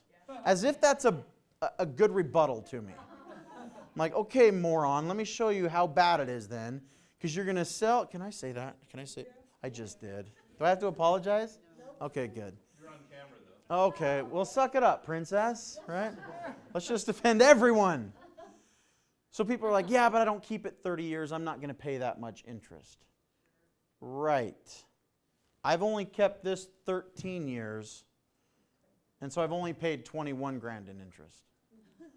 The bank front loads all the interest. You holding it longer doesn't help, right? Eventually it starts to change. So you're going to pay total, if you were to hypothetically keep this, you're going to pay $432,000. Congratulations, you pay for 2 and get to keep 1. That's what you sign up for day 1. And we don't think about this. I remember the first time I saw this was the first time I ever financed a car. And they showed me the total payments. I'm like, wait, what? I didn't understand it. I wasn't exposed to this. I didn't understand how this worked. I bought a car for like $36,000 and my total payments was $45,000, and I'm like, this car's not worth $45,000. What am I doing? But that's the way it works. So I want to compare and contrast. Let's look at, if I was curious, I just want a goal, I have a goal to pay off $10,000 in principal. How long, if I just go the bank's way, is it going to take me to pay down my balance $10,000? Forever. Forever. Well, let's give that a number, Star. So here's what we do. We come to the amortization schedule and we just follow our balance. You see this over here? Tell me when, whoa. Tell me when we get close to $190,000. 26 years? No, not that bad. Are we close right there? Okay, how many would agree that that's close enough? Like we're $3.34 off for those of you who can't do math. Maybe it's me that can't do math. We might be $2.34. I don't know. It is $2.34. Just checking. Okay, so that's 46 payments. That's nearly how many years? Nearly 4. Okay. I trust your calculator. You're the only one I trust, Lucy. I need you to do me a favor. I need you to take the number $1,200.39, and by the way, that's just principal and interest. That's it. And I need you to multiply that by 46 months. That's $55,000 to what? 17 with 94. And 94 cents. That's your total payments in nearly 4 years. How much? No total payments, everything, principal and interest, but that reduced your principal how much? That reduced your principal $10,002.34. Can we speak in issues here? That's $45,000 in interest. And we don't even, pardon? In 4 years. In 4 years. And we don't even think about it. We're like, hey, that's just the way it works. That's the way I signed up for. It's a mortgage. They gave me the little money. This is the way it works. Is that why their buildings are bigger than ours? Oh, man. You tell me. You tell me. Okay, so now let's look at this. So let's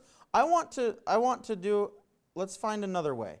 How many of you have ever, I left my phone in the back of the room. I'm looking for a credit card. I'm usually grabbing my wallet or my phone because I have a credit card there. Y'all know what a credit card looks like, okay? I get a credit card.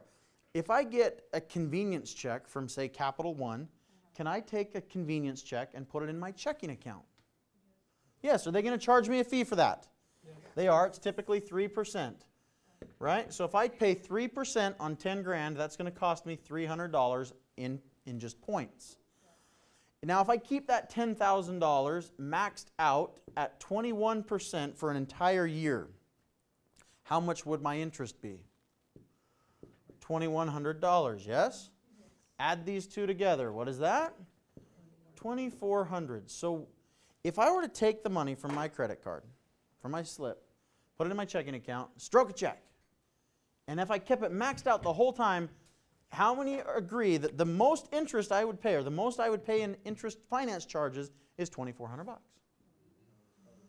$2,400. Not total payments, I'm just talking interest. Right? So if I could take that $10,000, put it into my checking account, and apply it directly to principal, and you get to look at $45,000 versus $2,400 for the same result. How many of you like borrowing money at 21%? Should we put this into the calculator and see what would happen if we did that over and over and over? Because let's do something else. How are we going to pay this credit card down? Because Zen's like, how do I pay it off? Okay, Zen, how much cash flow do we have every month? $800. You take $10,000, put $800 into it every month. How long is it going to be before it's paid off? Right about a year.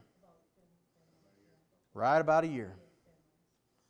So every year, you could take off 4 years of payments.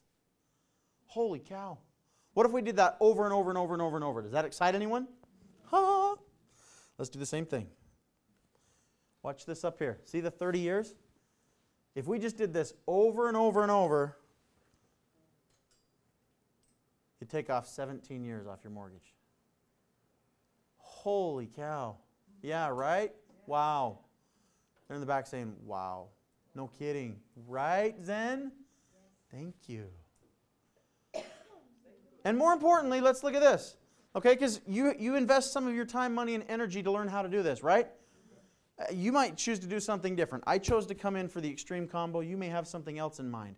I invested $20,000 in my education. It was valid for 2 people. If I were to just do this one strategy, what would my ROI be? Cash on cash return.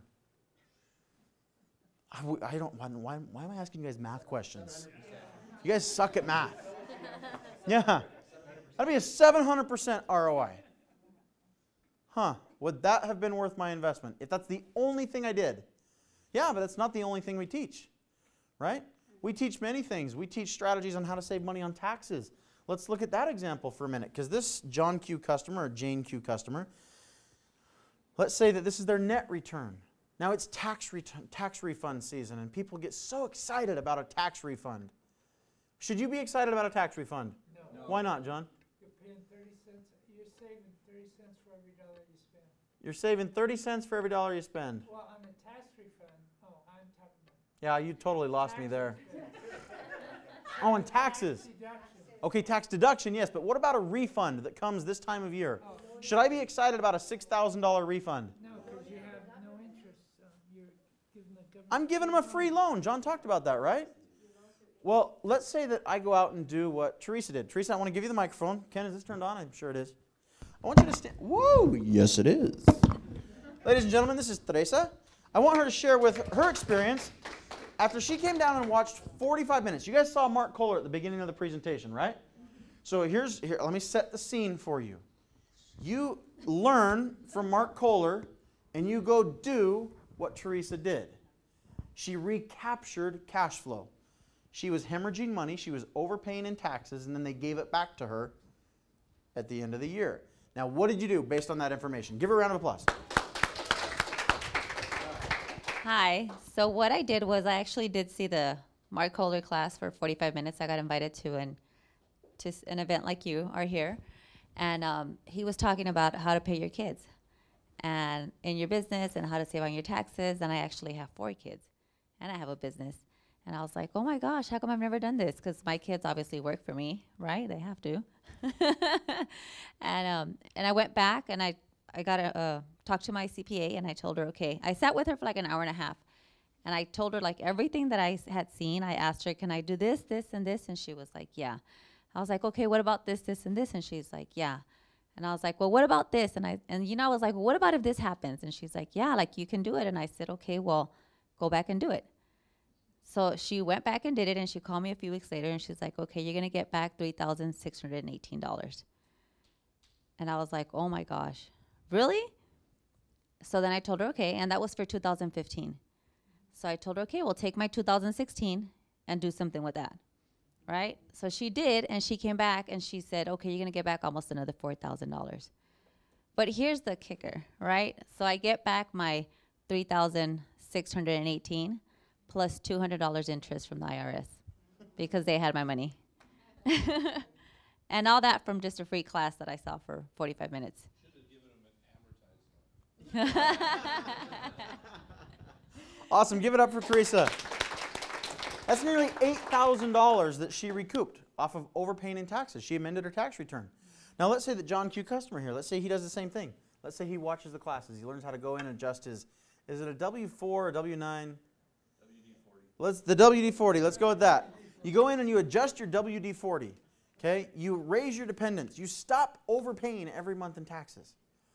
Now, and then you recapture cash flow. You get it now instead of a year from now.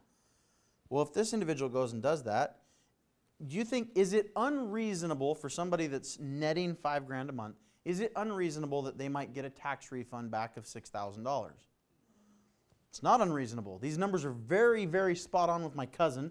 I called my cousin. I said, did you get a refund? He said, yes. How much? $13,000.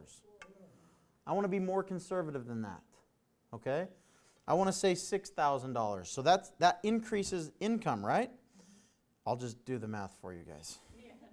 It's another $500 a month. What's another $500 going to do? It's going to take it down to 8.9 years. Now, here's the thing, guys. The way we're going to show you how to do this, unlike your mortgage, see, right now, if the reason you don't put the money against your house is because you can't get it back, right? Yeah. With what we're going to teach you in these classes, we're going to show you how to put it against the house and still have access to it. Like, that's the best of both worlds, right? See, a loan is it's a one-end street. It's a closed-end door. You go in, boom, the door hits you in the butt after you went into the room. A line of credit, it's a revolving door. You just go in and money comes back out. Money goes in, money comes back out. Money goes in, you can pull it right back out. Absolutely amazing, okay? Now, this is fun, right? Now, what if we were to do this? What if we could go out and secure this? Could we get a better rate than 21%? Let's say we open up a home equity line of credit to do this, and we got the prevailing rate of 4.5%. It's not going to change our time much, but look at what it does to the interest. Did you guys see that? Let me do it again. Okay?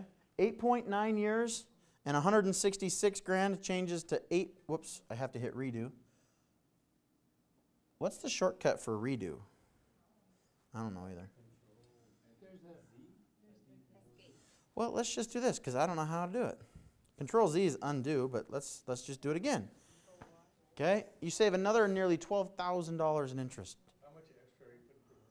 Pardon me? How much extra per month are you paying on your payments? We haven't changed the payment. We just changed the rate now. But how much are you Now we are up to 1,300. We recaptured the, well, you're paying extra, but you're not, right? In this example, we're just chunking. We're doing $10,000 chunk. When it's paid off, we do it again. Your payments don't change. Your income's exactly the same. Yeah, the flow of cash is what changes. Okay, so we're putting an extra $10,000 payment on the house? Uh-huh. Principal payment from your line of credit. How often though? Are you gonna... Every time you pay it back down. In the example, this assumes you use 10 grand, you pay it to zero, you do it again. Pay it to zero, do it again. But how many, I'm just trying to figure out your numbers. How many times a year are we doing that? Well, let's look. Let's do the math, which scares me with this crew. 10 grand. 10 grand. Are we good so far? That's 1 with 4 zeros. Divided by, our cash flow here is 1,300. Divided by 1,300. That's how many months? 7.6. So you're doing it once every 7 point something months. And then how much is that cutting off your loan? How many years? This illustrates if we were to do it over and over and over. Now there's so many different ways we can go over this, guys. I showed this strategy to my father-in-law, and like at first I just tried talking to him about it. And he's like, it makes no sense. You're creating a new payment. You're creating all this. It's 21% versus 6 or 4. And he was just all confused. I'm like, how about we just shut up for a minute and we just look at the numbers? Because my brother was the same way. My brother's like, Kendall, it sounds too good to be true. If you could do this, the banks would show you how. And I'm like, really? Really? It's in their best interest to show me how to pay this sucker off. No. Not for the executive. Do they wish they could amortize this over 40 years? That's what they do with it, isn't it? It is. Right? That's what the banks do with it. So I have conversations, and guys, the purpose of tonight isn't to, obviously, am I going to teach you how to do this? No, I would be doing you a disservice if I taught you how to do it. That's what the classes are for. Invest in the classes, learn. But this isn't a fictitious, fictional story of just John Q. Customer. This happens. This works in real life. My father-in-law, I ran his numbers. He had 28 years left on his mortgage, and he just told my mother-in-law, honey, we will never pay off our house. Their retirement plan, because he had no money, was wait for the inheritance and keep a mortgage forever. He had $150,000 cash. That's it. No more. No más. Right? Is he going to put that against his house? No. Why not? Because he can't get it back. So I showed him how he could. I showed him how I could. Just for fun, I'm going to put in his numbers. He'll probably kill me if he knows how many people I tell this story to, but I don't care. It's a great story. He owed $375,000 on his house, right? I showed him how to go out there and put his $150,000 against the house. The house is worth $550,000. There's equity. Can he borrow against that? Yes. So I said, Dad, take your money. Go pay your house down to $225,000. Okay? Pay it down to $225,000. And then, this is an advanced strategy, but it's awesome. We opened up a line of credit on his house. We opened up a line to $400,000. Before we opened the line, he had $150,000 cash.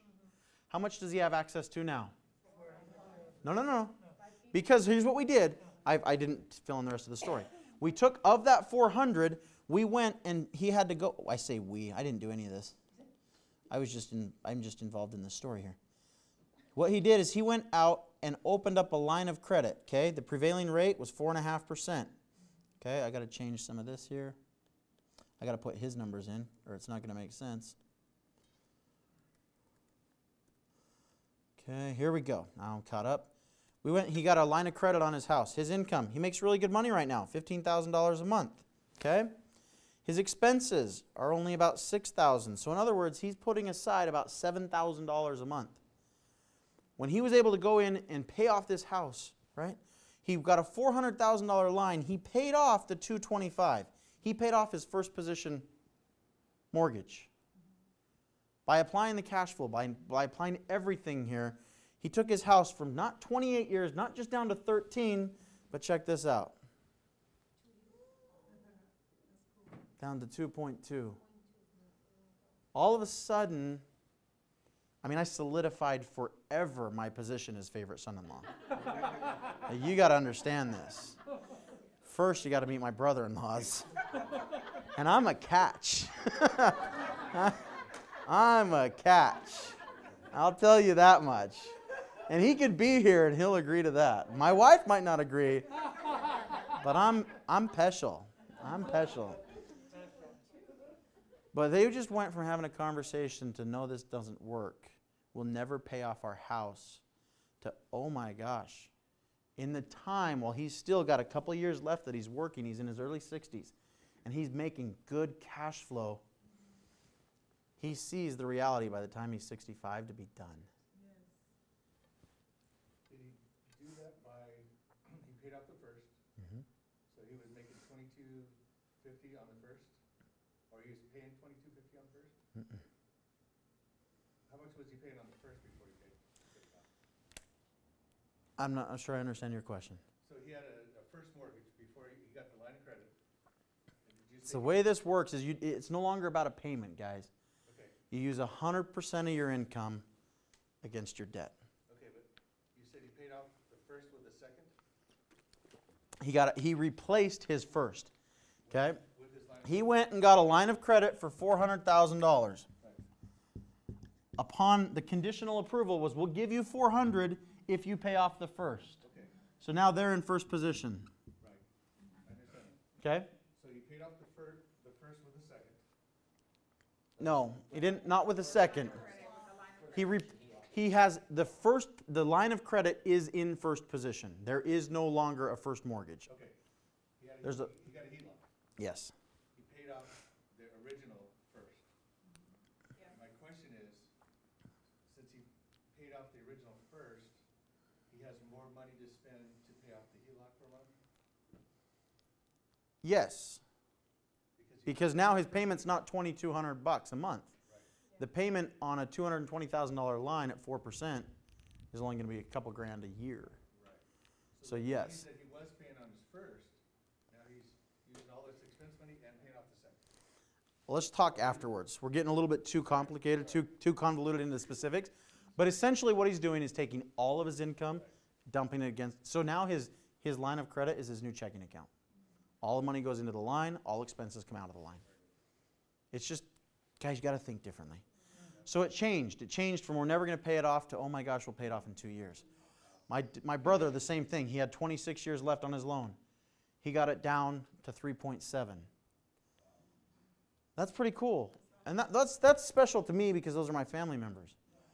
But I got a text message the other day, and I wish I had my phone, but I'm going to have her read what she sent me via text. So that's your cue. Pull up your text message that you sent me. Because Crystal and her husband Earl, they came down, they became students of ours about 2 years ago. When they first learned of this strategy, they were so stoked. And we shared their story. We've shared it on a national stage because it's awesome. They're 25 years old. They're going to have their house paid off by the time they were 30. They were going to have their house paid off within 7 years. But things have changed over the last 2 years. They're taking their education. They're applying it. Do you suppose that would naturally be what happens? You take your education, you apply it? Yeah. So they started acquiring more doors, more rental cash flow. And I want you guys to put your hands together, bring up to the front of the room Crystal Dodera. Because I asked her, I said, Crystal, your story is awesome, but I don't think you've updated it. I want you to calculate your new cash flow. Read the text for me, would you please? Okay. It's weird that you're reading what you texted me, but you know. This is weird.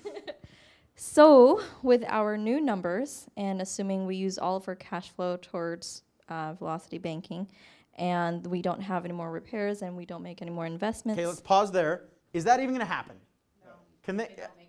That they don't have any more repairs or make any investments? No, they're going to make more investments. I already know them. They will. But there's going to be some repairs along the way, right? Yeah. But they were at 7 years. Let's see where this took it to. The house could be paid off in 2.6 years. Okay, so it could. Does it mean it will? No. Okay, what if it takes it to 4? Is anyone going to cry a river because it took them 4 years? Or 3 or whatever. I think right now we're at 3 because Earl just bought a VR set, virtual reality set. Okay, so that's part of the problem is you get all this equity in your house and you Yeah. start turning it into a piggy bank again. Yeah. Don't do that. No. What did we say you pull the money out for? There's two things. Emergencies and assets. Aren't you glad I was smart enough to put this finger down first? I've done that incorrectly on occasion. Okay, awesome. Give it up for Crystal. So guys, we could go on and on all night. We could tell you different stories, but we're not going to. Kevin was very long-winded before the presentation tonight. He's such a whirlwind. Gosh, everywhere we take him. Here's what I want you to do. We're not a high-pressure sales group. That's not the way that we roll, okay? We want you to come hang with us. If you found a good fit here, come hang with us. Come play in our sandbox. We're really fun. I liked what Kevin said earlier. He says, I want to hang out with fun people. I want to hang out with cool people. Right, so do I. If you're a jerk, go home. We don't want you to hang in our sandbox. If you don't share your toys, go home. No. Did you just send Sherry home? I know Sherry, that's not true. So here's what we're going to do. We're going to wrap up. Now, Kevin talked earlier about a house tour, property tour. How many of you would like to come see one of our properties? Come see what it's like to be a real estate investor. Okay, so there's an address that I wrote down in my book, which I don't have with me right now. So I'm going to rely on somebody. Teresa, she texted me the address earlier. It's going to be, we're going to go over to Garden Grove. Okay, we make a big triangle. Our team, don't give me the whistle like that's far. Who did that? No, suck it up, princess. Okay, we have a triangle. It kind of is like this. We cover Orange County, San Diego, Inland Empire. Okay, our commitment is we're always going to find something within about an hour of our office. An hour's drive. It's on a Saturday. There's no traffic, thank goodness. Right? So we can make the drive easily. But we're going to be out in Garden Grove. The address is 6962 Brightwood Lane. B-R-I-G-H-T. Brightwood Lane. Brightwood Lane, number 30. Guys, there's not a whole lot of parking here, so park across the street and walk. You know, believe it or not, that's why we have legs. Transportation. I know, right? Crazy.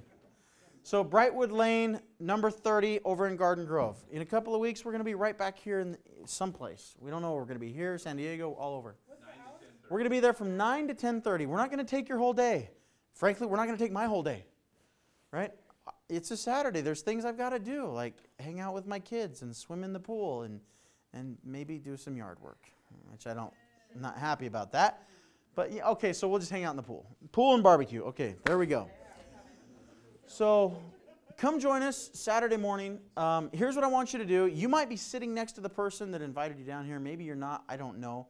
But you were all invited down here by somebody. What we want to do is we want to run a strategy session. We want to put your numbers into the velocity banking. And I kind of say this tongue-in-cheek, but I want to make you cry too. Because when I show this to people and I show how powerful it is, and guys, people are like, yeah, but I don't, yeah, but. I don't have a mortgage. I don't care. Do you have debt? How many of you have debt that you'd like to eliminate? Velocity banking will work for you. It doesn't have to be a mortgage, it doesn't have to be a car loan, it doesn't have to be a student loan. If you have debt and apply these principles, it'll work, right? So I want you to pull out your phone and I want you to text the person who invited you down here. Hey, yes, I'd like to set up a strategy. Or you're going to tell them you're one of three things. A number 3 says, thanks, but no thanks. This isn't what I thought I was coming down to. I'm just learning about real estate. I don't know if it's for me. That's a number 3. A number 2 says, this is very interesting. I've got some questions. I'd like to have a strategy session. Let's go over this. Let's figure out how this works, right? Primarily, that person says, this is really good. If it wasn't for the money, I'm in, right? Help me find the money. And number 1 says, I'm in. Let's do this. I found what I'm looking for. Let's find the money. Let's find the funding. Here's the thing. We can get funding for everybody. As long as you can put a little skin in the game, you can get started. You can get started for as little as $400 or as little as $4,000 or go all in like I did at $20,000. It doesn't matter. What matters is that you make the investment in you, right? The reality is you can come join our study group, you can come join our classes, but Kendall doesn't do the work for you. Kevin doesn't do the work for you. I don't let Crystal do math for you. Because we proved earlier that didn't work. Right?